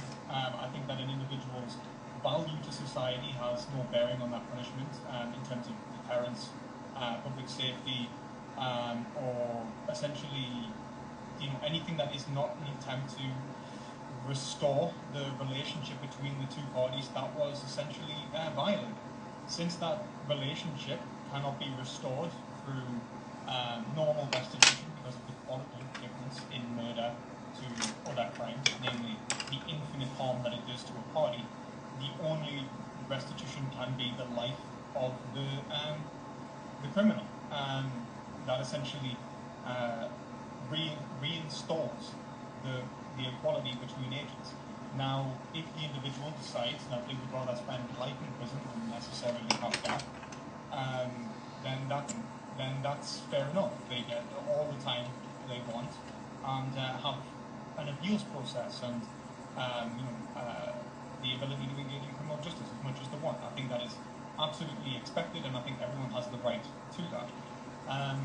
On top of that, I think that the individual should be allowed to die if they so please. It's obviously up to themselves. That if they don't want to live in society anymore, or in prison rather anymore, then that's fair enough. And there's nothing that I think that we should necessarily do to stop them. In terms of erroneous convictions for life without parole, I think that it is a problem, and I think that's a problem that we should fix in terms of how we are actually engaging in legality, not necessarily with the problem of life without parole. I see that the issue of sending someone in prison for 20 years for a crime they didn't commit is absolutely atrocious, same as 30 years, 40 years, 50 years. It might get worse and worse as it goes on, but ultimately there is going to be error in the criminal justice system, and that is a risk we are going to have to take. I would push back on the promotion of liberal reasoning in this, that we should go for maximum reasoning and try to maximize the minimum, especially since it's only maximizing the minimum of those who are still alive. And the total disregard of the identity of the victim, I think, is narcissistic and egotistical, and I think shows the foundations from which this kind of criminal justice system really sees itself, which is a form of social contract egoism, in which the only thing that is considered about the parties is really their relationship to the fulfillment of each other's desires. Everyone uses each other as a means to an end, rather than actually establishing their identity as a universal. And I think that it ultimately leads to perversion or disgusting conclusions. On top of that, I think that why I would argue for life without parole specifically, like not having parole, is because no party can either expect forgiveness or necessarily no party is even entitled to a process which allows them to become free at any point. There is no reason for them that to be baked into the procedure. If we want to look at criminals and see if they've changed and if they've become better people and offer forgiveness, that is very nice. It can only be done by an indifferent state who has, essentially the same power to convict as it is to forgive. Yeah, that's absolutely beautiful. I mean, it's essentially mercy, and I think that it's a suspension of the ethical for a higher form of goodness. So yeah, that's fine, but ultimately not necessary. It's not obligatory, rather. In terms of the cost of criminal justice, I think criminal justice itself is very costly in general. I hope people commit less crimes, and I think that the best way we can prevent that is prevent the incarceration of petty criminals who don't necessarily commit violent crimes. I think prevent the poor education of individuals, which leads to high rates of criminality. Prevent things like poverty and so on. which leads to safer societies. And we can do that whilst funding a criminal justice system that is fair and respects all the parties involved, whether they're alive or not. I think that this idea of an individual has no value, or have no value if they are murdered, is absolutely violent. I think that it ultimately enforces the murderer's will as a law upon itself, that they are entitled to a level of well-being and freedom that the party that they have eliminated is not. And you know, Chad, your point was, say, well, wait a minute, these people are rare. I would point towards criminals like Ian Brady, who, when asked whether he sexually assaulted a young girl before killing her, nearly decapitating her with a bread knife, I think it was, whether he sexually assaulted her, he said, "Of course I did. These people exist. They are horrible people, and we should punish evil like this with life without parole." So thank you. Thank you so much. And everyone, already shouted out, but make sure you can find Perspective Philosophy on Twitter, YouTube, and are you on Twitch? I'm on Twitch, thank you. I think I already I did like the shout out. I wasn't sure if that was you or some other channel. Thank you so much. Thank you. All right, 5 minutes on the clock. Final words on this, Chad. You mean you met? Yeah, so clearly, evil people, or people, certain people who have done evil things, it exist, and to the extent that you're worried about them getting out, that's not a reason for life without parole. That's just a reason to deny the parole. Okay, so the point at the end of the day, right, is that life without parole leads to a whole bunch of bad stuff. And so, you can talk to Blue in the face about paying a debt to a dead person. When in my view, I mean, the way that to honor the person who's died, to honor the victim, right, is helping out their families as much as we can. Right, you can't make them whole. Nothing can make them whole. Right, but that's one of the things that's why this is a life sentence, death penalty, whatever, makes no one whole. Nothing's being restored. You can't change the past. All we can do moving forward is to try to mitigate the harms that are done. In addition, so the existence of life without parole, the existence of this sort of retribution-based framework dealing with justice actually makes it harder to build the kind of justice system that philosophy says he wants, right? So I touched on at the beginning, we got back to it, this notion of upward pressure. The fact that, as sentences, for murder, increased in the 90s, so too did sentences, for lesser crimes, and kind of the main, one of the major hypotheses pointed out, this is again upward pressure, right? The longest sentences serves as a kind of anchor point upon which the rest of the sentence is relative to. So if you want, a justice system which doesn't incarcerate people at a much lower rate, part of that has to be sentencing. And so, at the end of the day, the point is that this is a public policy. This is this is something that we're advocating resources towards.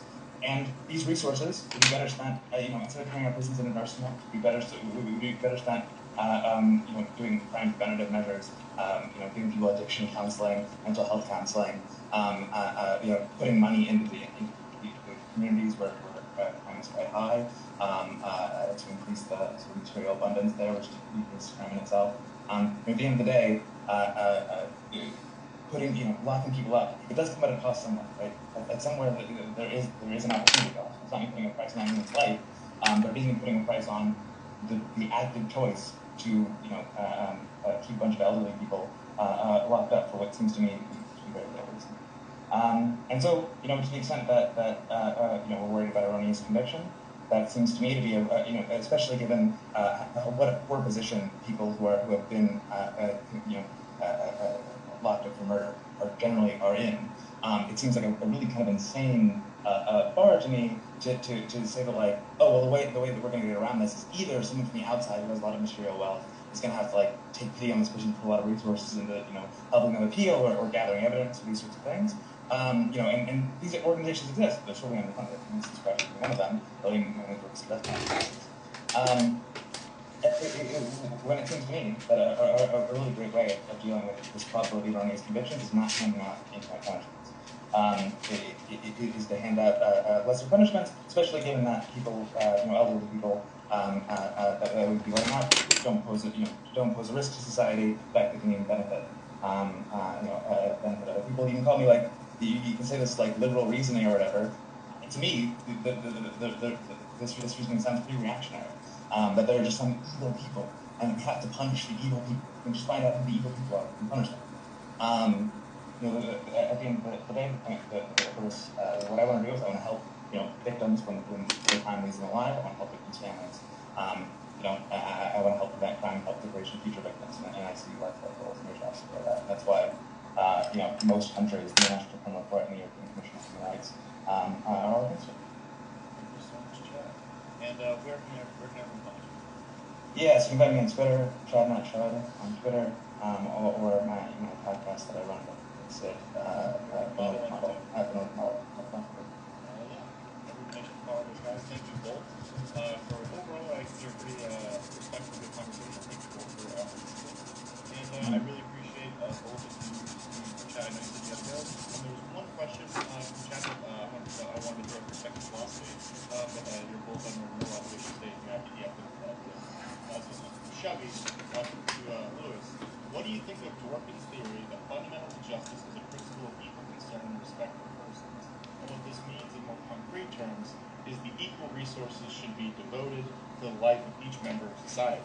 Basically showing persons equal respect may sometimes require them equal treatment, even in the face of relevant ground for discrimination. I assume this is probably, say, like, in the case of people committing, maybe like more like heinous crimes. Right? This is a question I want to ask you as well. You talk about like murder being an infinite amount of harm, right? Because you've essentially abolished that person's life, right? Like they're never coming back. Is there a fundamental difference to you in regards to, say, the murder of one person versus like the murder of multiple people? That's another question. No, I don't think that you can add infinity to infinity. It's right? Like it doesn't necessarily change. Obviously the harm done is worse in the sense not to the state itself. I think the state itself, the harm done at the state is the same, in the same way that it would impact freedom, which is essentially not at all, because obviously as long as there are still members of the state, then the state still exists, unless it was like an act of war or something like that, then it changes things. But if it was just 5 people instead of 1 person, like trolley problem kind of argued as being essentially a more heinous crime, I think that it's deserving of the same punishment. And I mean, to be entirely honest with you, I think if there is a problem with the allocation of resources in terms of I think that question, if I'm understanding it correctly, was how should we allocate resources in relation to justice? If we are treating all members of society as equal, are we not equally entitled to resource allocation? I would completely agree. I'm a socialist. I'm 100% going to say that we should distribute, when he talks about, for example, the allocation of resources being disproportionate in terms of justice, I would see that as an affront to justice itself. You should not be able to hire private legal authorities to do your bidding. You should have access to exactly the same as everyone else, and everyone should be considered equal in front of the law. And in that, everyone has equal facilities to engage in the law.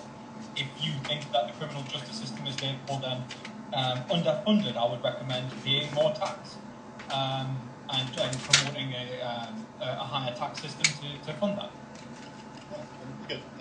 Yeah, I'm not going to push any more on that. That sounds like a pretty good response. Thank you so much. And dude, I really appreciate both of you setting up this debate and coming on. And fighting through the technical difficulties. This was a really fun conversation. Yeah, sorry again.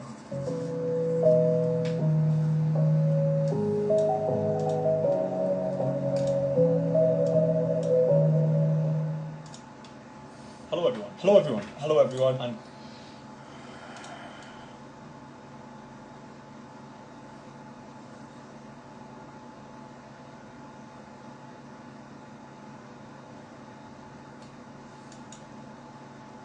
Agron.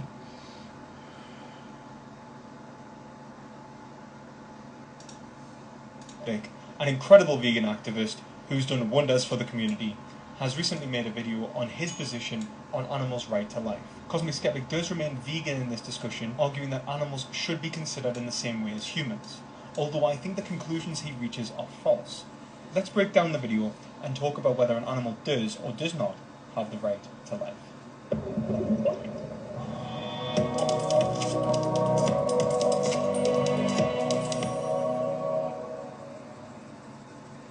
Part of the problem is the way that the word vegan is defined. It's defined in so many different ways depending on the context. For instance, if food is described as vegan, it will usually just mean food that doesn't contain any animal products. But if a person is defined as vegan, it's someone who doesn't eat those kinds of food. But if someone is an ethical vegan, then it's somebody who maybe seeks to minimize animal suffering. But if someone's an environmental vegan, then you see the point. There are like hundreds of different ways to define this term. There is no such thing as a health vegan, there is no such thing as an environmental vegan, and there is actually no such thing as an ethical vegan. In reality, all vegans are ethical vegans. Veganism is an ethical stance, and that means that it entails considerations of other lifestyle changes which do not factor in to the consideration of the environment or your health. For example, leather. Leather does not necessarily harm your health, but vegans would avoid it. Another thing to consider is hunting. Hunting is not necessarily environmentally unsustainable if done in small amounts, yet would be un-vegan because it causes harm to animals. Veganism is and must always be considered an ethical movement, and it's something that we should gatekeep. I've always used a definition quite similar to the vegan societies, that veganism, ethical veganism as I see it, is a minimization to the highest extent practicable of all forms of animal suffering. Now the vegan society includes the term exploitation. I think this is potentially quite a vague and unhelpful term because it itself is a term that has myriad definitions. So I'll stick with suffering. I actually really love the vegan society definition, and I'm glad Alex uses it because I think it is a very good definition. I know that some people disagree with me on this, but I'm happy to defend it. I think that the vegan society definition as it stands should be left as it is. Interesting thing about the definition that I've given here, a minimization of animal suffering, is that as long as the animal doesn't suffer, it would seem that whatever you're doing accords with this definition of veganism. So there's some argument to be made that if you did have an animal who lived a perfectly good life, potentially a net positive life, so it's a good thing that they came into existence, and then you killed them genuinely painlessly, that not only is this something that you're kind of allowed to do to not be a vegan, but according to this definition of veganism, that would be a vegan thing to do because it wouldn't be causing any animal suffering. Because, Alex, the way that you've changed the definition is what causes the problems. Exploitation is pretty easy to understand. It is the use of another individual rather than their equal treatment. So Kant would define exploitation as treating an individual as a means to an end rather than an end in themselves, and I think that this is most appropriate for this definition. I think that the consideration, equal consideration of animals requires the equal consideration of their interests in ethical judgments. And so the notion of exploitation is fundamental for their consideration. And you'll find that you do this time and time again, Alex. You'll say, wait a minute, if we replace animals and humans in this, is that a justified conclusion? And the reason you are doing so is because you realize that we treat individual humans as ends in themselves, whilst we treat animals, atypically in society, as means to an end. And so replacing animals and humans allows us to make sure that we are treating animals as an end in themselves. I think a potentially more helpful way to think about this is to substitute in a human being. If you're ever having trouble overcoming some kind of vegan ethical dilemma, it's often helpful to put human beings in the same position as the animals and see what your ethical intuitions tell you, at least on first glance. Now, most people's ethical intuitions scream that, of course, there's something wrong with this, although utilitarianism has traditionally been quite a difficult theory to reconcile with this intuition that most of us share, that this would be wrong, because how can it be wrong if morality is just about minimizing suffering and this person's death doesn't cause any suffering? So if you want to say that, yeah, you'd be fine with killing that person in the cabin in the woods, then hey, you're being consistent, so you've got that going for you. But I think most people would want to listen to their intuitions to at least some extent and say, well, I'm convinced that it's wrong to kill a human being in that context, even if it causes no suffering. So maybe suffering isn't the only metric involved, and in that case, if you have an animal and you're killing it, even if there's no suffering involved, there might still be a problem with that. I just think we need to be consistent. When you replace animals and humans and you rely upon intuitions, you are relying upon something ungrounded. You are relying upon how you feel rather than any form of argumentation. You can't necessarily go, well, wait a minute, is this wrong from a utilitarian standpoint? If it's right from a utilitarian standpoint, then you must accept it as a utilitarian or reject your normative ethic. This is why I would recommend questioning your normative framework. To apply a concept like the right to life to non-human animals, I'm not even sure that it can practically work. The reason for that is that we might think that it's wrong to kill non-human animals, or that we should minimize it as much as we can, that it's generally a bad thing, fine. But if you have a right to something, that implies a level of inviolability. That's what distinguishes a right from other kinds of moral prescriptions, is that if you have a right to something, you essentially have an inviolable claim over that thing. And it doesn't matter what the other circumstances are, this thing doesn't get violated. That's what a right is. A right does not necessarily imply inviolability, it implies inalienability, at least to some degree. I would say that a right should not be violated, that we ought not trespass upon the subjectivity of another, but this relies upon an ethical system and a rule of law which allows for certain exceptions to occur. I know that in this you say, Alex, that, well, wait a minute, well, we could have specificationism, and then point towards individual circumstance where this right would not apply. I actually don't think this is necessary, even in this scenario. Down phrase, the right to life. So here's the problem with trying to grant that kind of inviolability, that right to life, to non-human animals.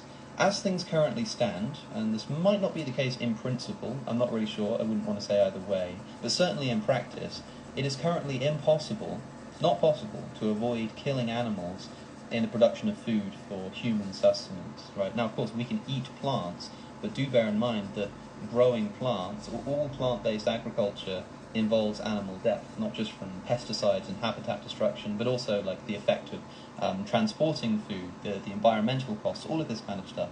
It involves a lot of animal deaths, is what I'm trying to say. Now, of course, the vegan response to this is to say that, yes, growing plants kills some animals, but a lot more crops, a lot more plants are used to feed livestock than to feed human beings. So if we're trying to minimize the amount of animal suffering we're responsible for, we can either grow some crops, which does kill some animals, and then eat those crops, or grow even more crops, killing even more animals, to then feed those crops to livestock, to then kill those animals, to eat those animals. And it's clear which is going to contribute least to animal suffering and death. It's true that many vegans, and even myself, will retort at times when people say, well, look at crop deaths. You kill animals to produce crops. We will retort, well, no, we would kill more animals to produce crops, to feed to animals, to then kill those animals. It's the trophic pyramid.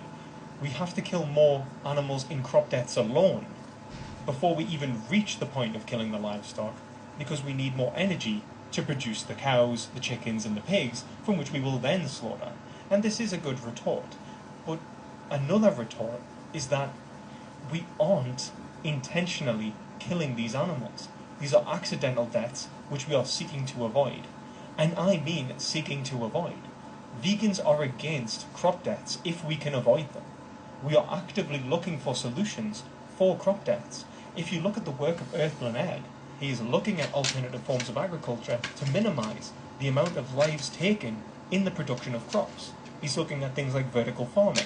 And even if you are not a fan of vertical farming, other vegans are looking at alternative forms of farming which don't use pesticides.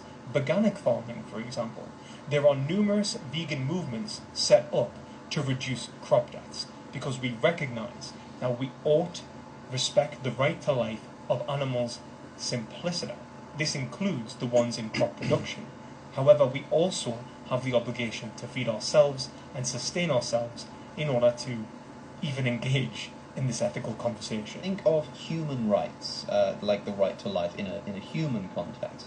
If the only way that I could get food in order to stop myself from starving was to go and kill another person, legally or morally, I don't think this can be justified. There might be some ethical theories, certainly like egoism, almost certainly would say so, but I think most people's, at least their ethical intuitions, would say that I don't get to go and murder somebody because it's the only way to feed me. Even if it means I starve, that doesn't mean I have the right to go and take someone else's life. Why?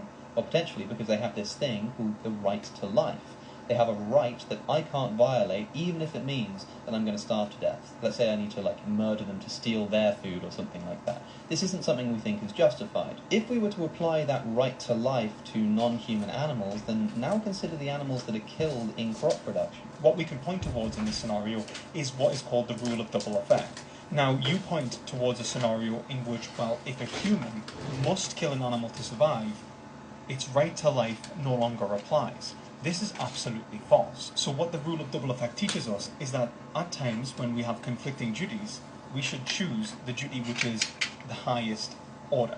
That means the duty which we are most bound to, that which we are most obligated or obliged to respect.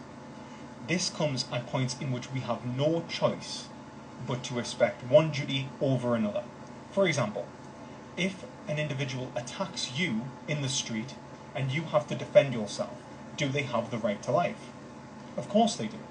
But you have the right to self-defense. You have the right to life.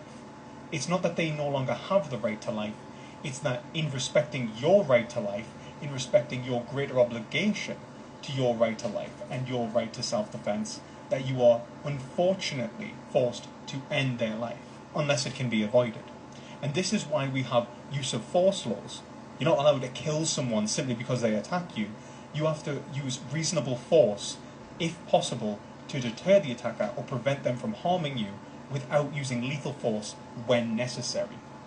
You do not need to negate the right to life of an animal in order to respect your own right to life, which may lead to the animal's death.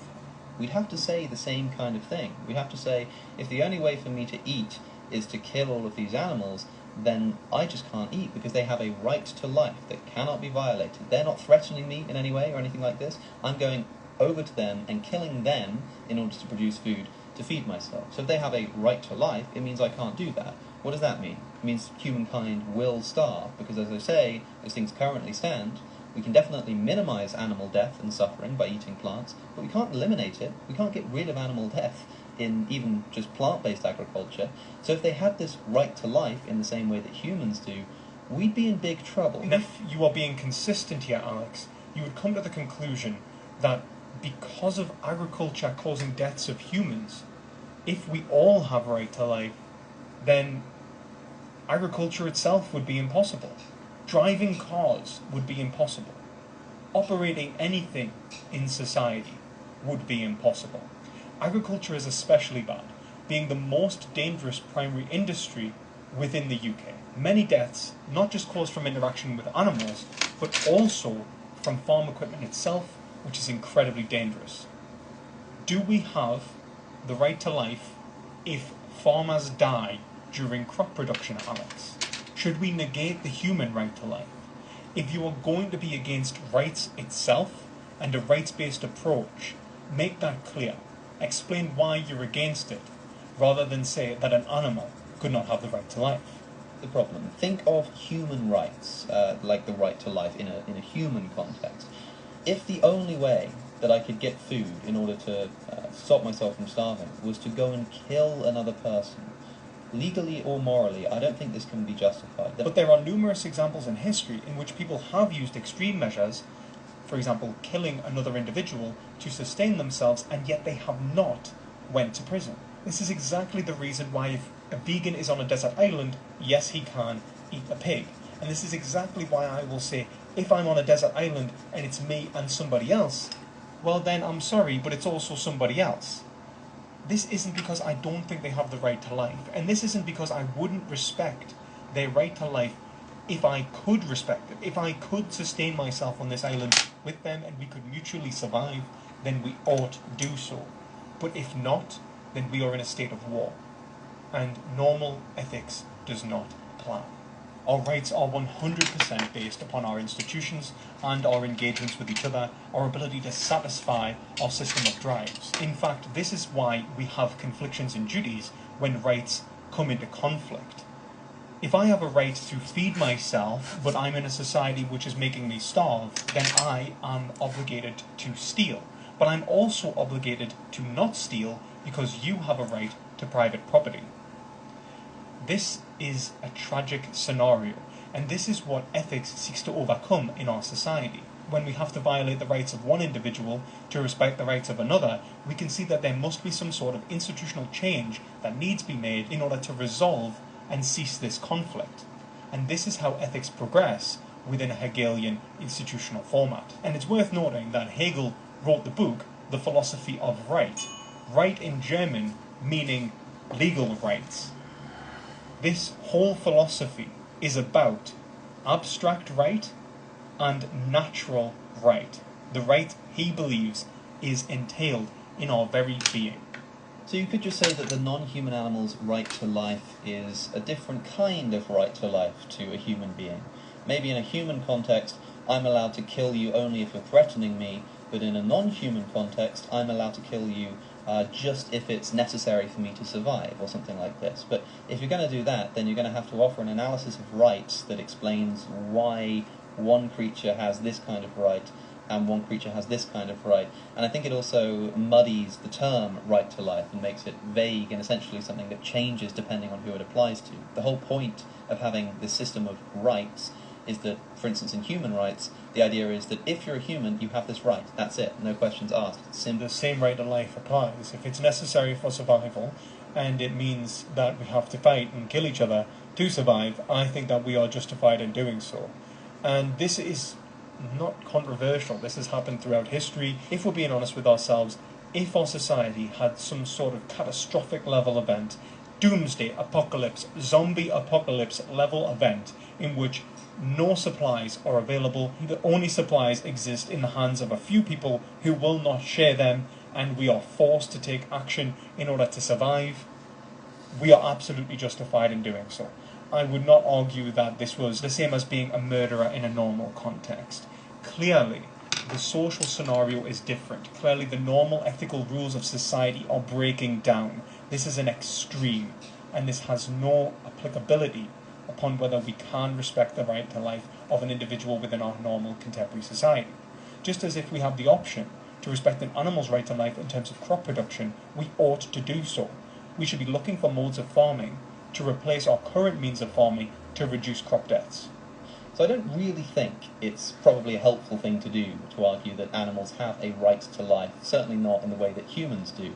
I think it's better to say something like they have a right to avoid or to not have inflicted upon them unnecessary or wanton suffering. I think that's a much easier position to defend and would be consistent with our views regarding human beings.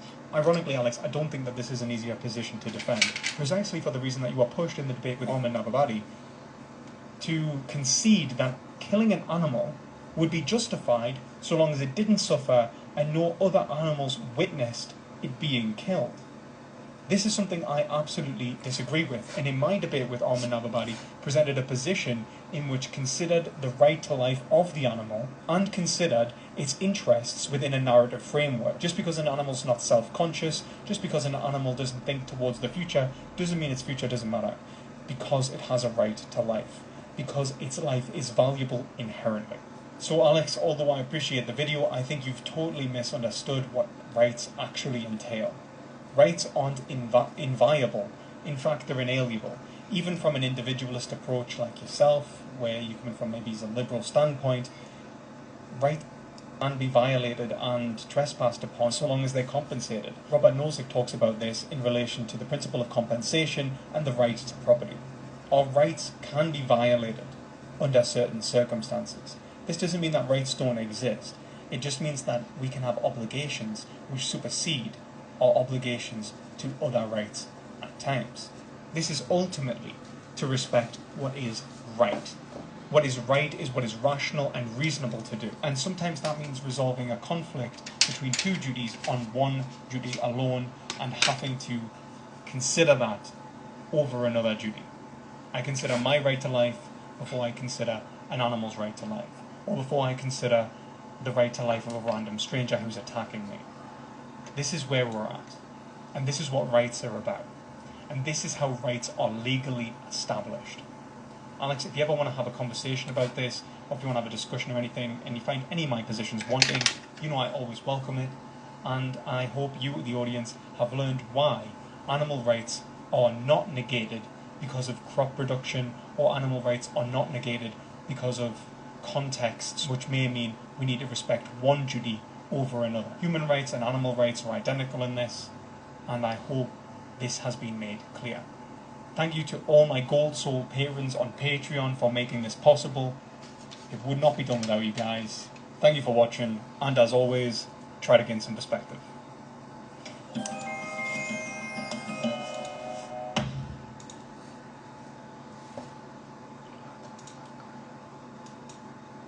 Hello everyone.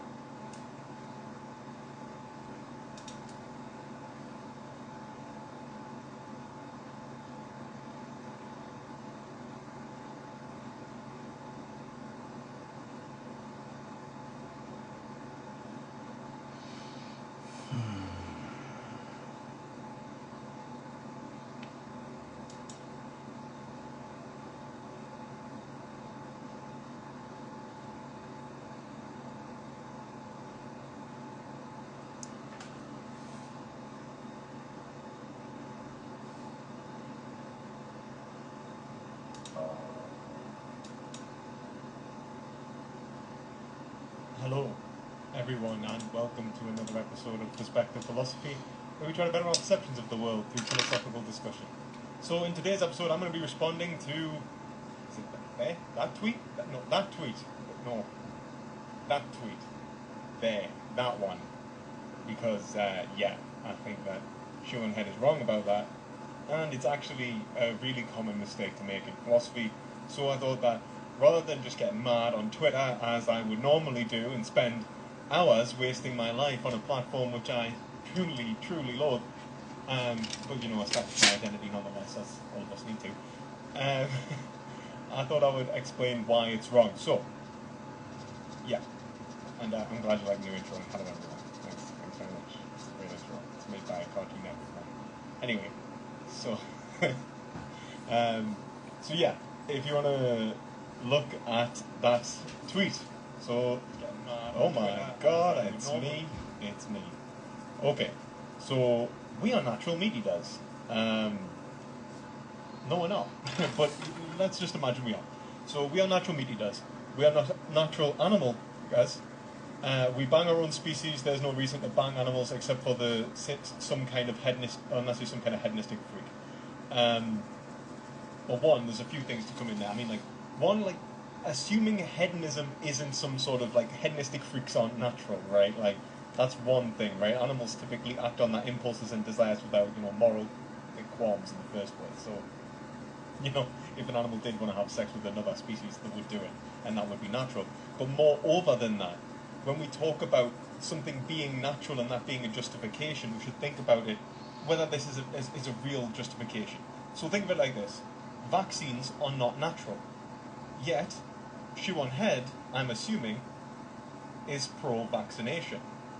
I hope to God that Siobhan Head is pro-vaccination, and, you know, the corona vaccine is a good example of that.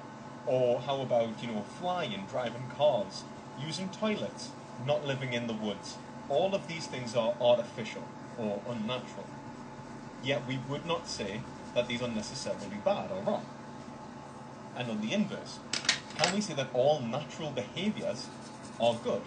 Now, I retweeted this and said that, you know, cannibalism, rape, murder are all natural behaviours, at least for some species, and in this case, would this justify these behaviours? Now, I don't believe it would, and there's a reason I don't believe it would, and the reason actually was pointed out by a philosopher called David Hume back in the 18th or 17th century, when he wrote a treatise on human nature and the inquiries on human nature. Yeah. I'll have to double check that. But essentially, David Hume argues that we should not derive an ought from an is. So, what is deriving an ought from an is? Now, an ought statement is something prescriptive. It's saying you should do something that in order, like, so an example would be, you should eat meat. Okay? Now, to say that you should eat meat is a prescriptive statement. It's to prescribe a behavior. Okay, it tells you to do something. Now, an is statement is descriptive. It's not prescriptive. A descriptive statement is something like humans eat meat, or it is natural to eat meat, or eating meat is good for you, right? Well, that one's a little bit tricky, but we'll get on that in a second. So these are descriptive statements. So in saying that something is descriptive, how do we arrive to a prescriptive statement? Where does the ought come from? Now, David Hume famously pointed out that the ought cannot be found in the original statement. There is nothing that necessarily leads on to an ought statement from an is statement. So if I said, humans are meat eaters, therefore humans should eat meat, there's no reason that the first statement logically follows from the second statement. Now, I'm actually a moral objectivist, so I think that there are is statements that can lead to ought statements. But those is statements have to be functional. You have to be able to say that it is in the function of a human, that humans must or should eat meat to describe what a human is. That it is the function of a human. So without actually giving the description of a human performing this action, or performing an action like this and doing it well, you wouldn't be able to essentially describe humanity. So, for example, humans are naturally like maternal or something like that, or female humans are naturally maternal. That doesn't necessarily tell me that they ought to be. But if I was to say that to describe what a mother is would be to describe caring for a child, well, that would be accurate. I can't have the description of a mother without talking about the prescriptive behaviour of a child. And if I talk about what it means to be a good mother, it's in relation to that function. Okay. Now, I think that this is probably what Siobhan Head is trying to think of, is trying to associate it with. She believes that the function of a human is to eat meat. She thinks that it benefits us in some way, that it's in our interests. Now, not only is this wrong, in many ways, it is actually linked to our number one causes of death, but also humans can exist and thrive on a vegan diet, and this has been shown by the British and American dietetics associations, and numerous studies at this point. And also, if anyone's interested in climate change and protecting what is the existential interest of humanity to survive and not destroy our own habitat, then veganism is also the way forward for that as well. But one of the things I would say about humans that is, that I think is relevant to this is that humans are ethical by nature. Humans should act ethically. Humans should behave in a way which is quote-unquote good in relation to that function. And I would say that to do that, we need to consider everyone's interests. We need to consider the interests of black people and denounce racism. We need to consider the interests of, my God, we need to consider the interests of women and denounce sexism. We need to consider the interests of we need to consider the interests of marginalised groups in general, and we need to not perpetuate what would be an egoistical or self-conceited notion of ethics, doing what's in our own interest. This is the function that I would relate partially to human behaviour. I wouldn't say it's nature. I'm going to get onto that in a second. I don't think it's human nature. I think it's a function that we must adopt in relation to actually achieving a good life. Okay, so I don't think that eating meat is compatible with this function. I don't think you can live the good life. You can't be ethical and eat meat. Now that seems quite controversial, I get it. People probably think that eating meat is a natural, normal and necessary behaviour. We must eat meat because eating meat keeps us healthy. It is normal to eat meat. Everyone eats meat. And, was it natural, normal and necessary, I say? Oh, and yes, and humans have always ate meat. It's something that we've always done. Now the first thing, natural, right? We'll just start from actually the last thing, whatever. Right, natural. What do we mean by natural in the first place? Now natural, as Paulo Verno argues, is actually something that is just a historical comparison, usually, to a previous state from which we associate our identity. When I say something is natural, I just mean humans have done this before, or humans have done this continually throughout history. That doesn't make it natural. That just means that we've kept doing it. And what he talks about in this is what's called natural historical diagrams.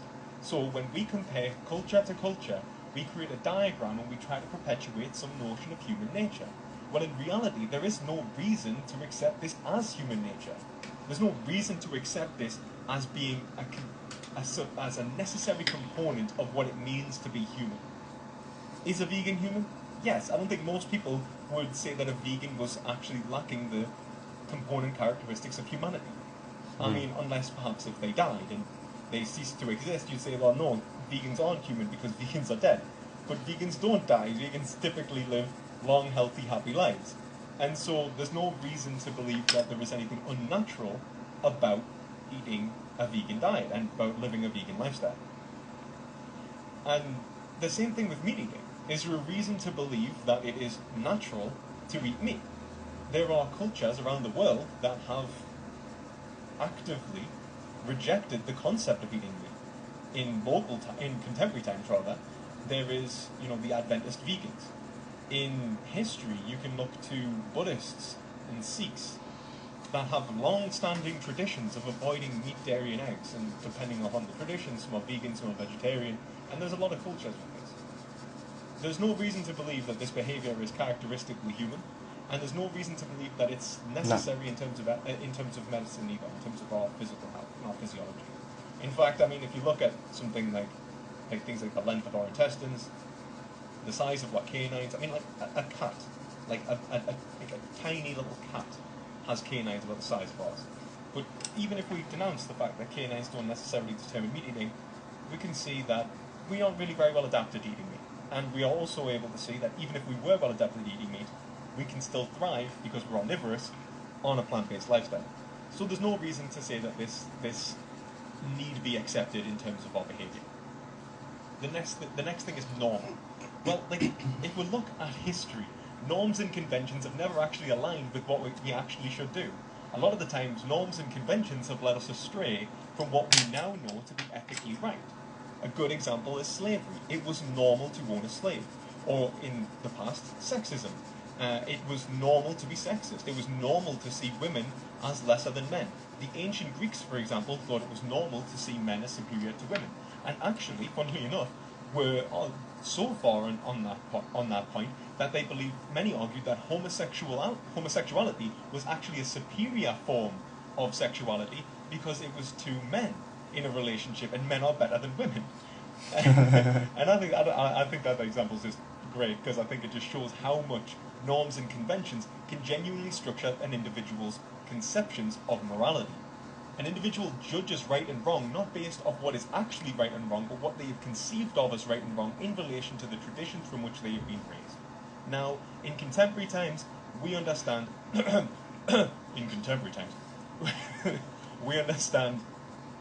we understand norms and traditions to be around meat eating to be justified. Like, people eat meat, it's totally normal, it's fine, everyone does it. Now, this was never the case throughout history. Not everyone could actually afford and engage in meat consumption. It wasn't until the birth of factory farming and people like Bernard Matthews where meat consumption really became colloquially accepted, as in it was always accepted, I suppose. It was something that was either ritualistic or during a celebration. It wasn't typical day-to-day eating. So most people actually ate primarily a plant-based diet. But in contemporary times, it's something that's normal, it's something that everyone does, but does that make it okay? So let's look at it. Actually, before we look at it, I think it's well to point out that we've pretty much addressed whether it's necessary. Like, do we need meat to survive? Well, no. We don't need meat to survive. I've been vegan now for 6 years. 6 years on the 4th of June. So I'm doing fine. That's pretty great. I mean, that's not a study, but there you go. But there are plenty of studies now showing the health benefits of a vegan lifestyle, and also the British and Dietetics Associations both say it's, sustainable, healthy and suitable for all stages of life. So there you go. And can even be used to treat some diseases, actually. So there's that as well. So back to the norms and traditions of how we gain ethical judgments. So I think that one of the most important things to look at this is not just how norms and ethics have actually, let's say, created scenarios, how norms have created scenarios which we now characterize to be some of the most horrific times in the world. For example, the consideration of African Americans, the consideration of Native Americans, the consideration of women, the perpetuation of slavery throughout over 2,000, or probably at least 2,000 years from which it existed. Norms don't inform you on what is ethical, but let's look at what would inform you on what's ethical. So when we look at an animal and we decide, should I eat that? Let's look at whether we should eat it. Okay. So most people engage in meat eating and meat consumption for pleasure, let's be honest, and that's why most people eat in general in the Western Hemisphere. We don't, eat, we don't eat to live, we live to eat, and believe me, that is certainly been me since lockdown. I've been so sad, and I just really love to eat these Greek pastries, and they're delicious, and they're covered in maple syrup, and I love them. And here we are. And, essentially, we live to eat, and we enjoy food, and we do it because it's social. We do it because it brings us physical pleasure, but it also brings us brings us relief from emotional pain as well. There are many things socio-politically tied to not meat consumption as well, but food consumption. But meat consumption in particular is associated with things like masculinity, but it's also associated with indulgent foods, like pizzas and burgers and so on. Now, luckily, in our society, we've managed to make vegan versions of all of these foods, so you can still kill the pain of your existential crisis. Don't worry, June. You can eat your heart out when it comes to if you need to cry and you need Ben and Jerry's, you can get Ben and Jerry's now. Like, believe me, I do it. So it's okay, and that's one aspect of it. But do you need to consume this food? Is it justified for you to put your preferences? Let's say you didn't even like the vegan options. Let's say you hated them. Is it okay to put your preferences over the life of another being? Okay. No. Now, why would you be able to do that? Is this being of lesser ethical value? Can we say that this, let's say a cow, chicken, pig, whatever it is of such a low ethical status that you do not need to consider its most vital interests in respect to your most trivial? Now, what would have to be different about a cow, about anyone, any human, to justify this treatment of them? Is it intelligence? Can we do this to cows, chickens, and pigs because they are less intelligent? No. Okay, so this is what's called marginal cases, where I will present marginal cases, and you can judge for yourself whether these justify killing this group. Are we justified in killing, let's say, people with learning disabilities because they are less intelligent? Are we justified in killing infants because they are less rational and communicable than adults? What about people with learning disabilities who will never actually develop intelligence comparable, or linguistic capacities comparable to an adult human? What about let's say primates who have all of these capacities? Are they valuable now? And without that, are you justified in killing primates? And then if we are, can you tell me let's say you come to the conclusion that say humanity itself is justifiable. What is valuable in and of itself about humanity? Now, these are some of the questions that I think are important to ask ourselves in terms of how we devise our ethics. Because most of us come from an anthropocentric framework. That means that we engage with ethics in such a way in which we value and centralize human existence. We say that humans are valuable. Now, there is no reason, I would argue, to value humans necessarily. I mean that we should value humans, but not because they are human. Because there is nothing in being human that is valuable. Except for something that we share with all other animals. And that is the capacity to feel pain and pleasure. Think about it. every experience of value you have is tied to an approval or dismissal, a positive or negative experience from what you have in your life. Can you suffer if you were just totally numb, if you didn't feel anything, could you suffer? No. That's like, could you suffer just purely through reason? Like, if you were a computer, does a computer suffer if it doesn't have any feelings? Can it No. suffer? And I think that this is what really boils down to the foundations of our ethics. That suffering and well-being are the foundations from positive and negative experience from which we build up all ethical discourse. We cannot deny this aspect of ourselves, of our lives, and so we try to investigate what is valuable in and of itself. And I would say that these characteristics are what we must consider in our own experience, and to consider it in our own experience, we require the existence of universals and identities from which we can associate with in order to create rational deductive mechanisms which allow us to investigate what is valuable in and of itself and valuable in our own lives as well. So we need concepts such as pain, pleasure, right, wrong, and so on. And animals contain these concepts. We can look at an animal and see its resistance when we go to hurt it. When we look at an animal and we see it happy. I mean, like, I see my dog run around. I know you own rabbits, June. If you do watch this, like, you didn't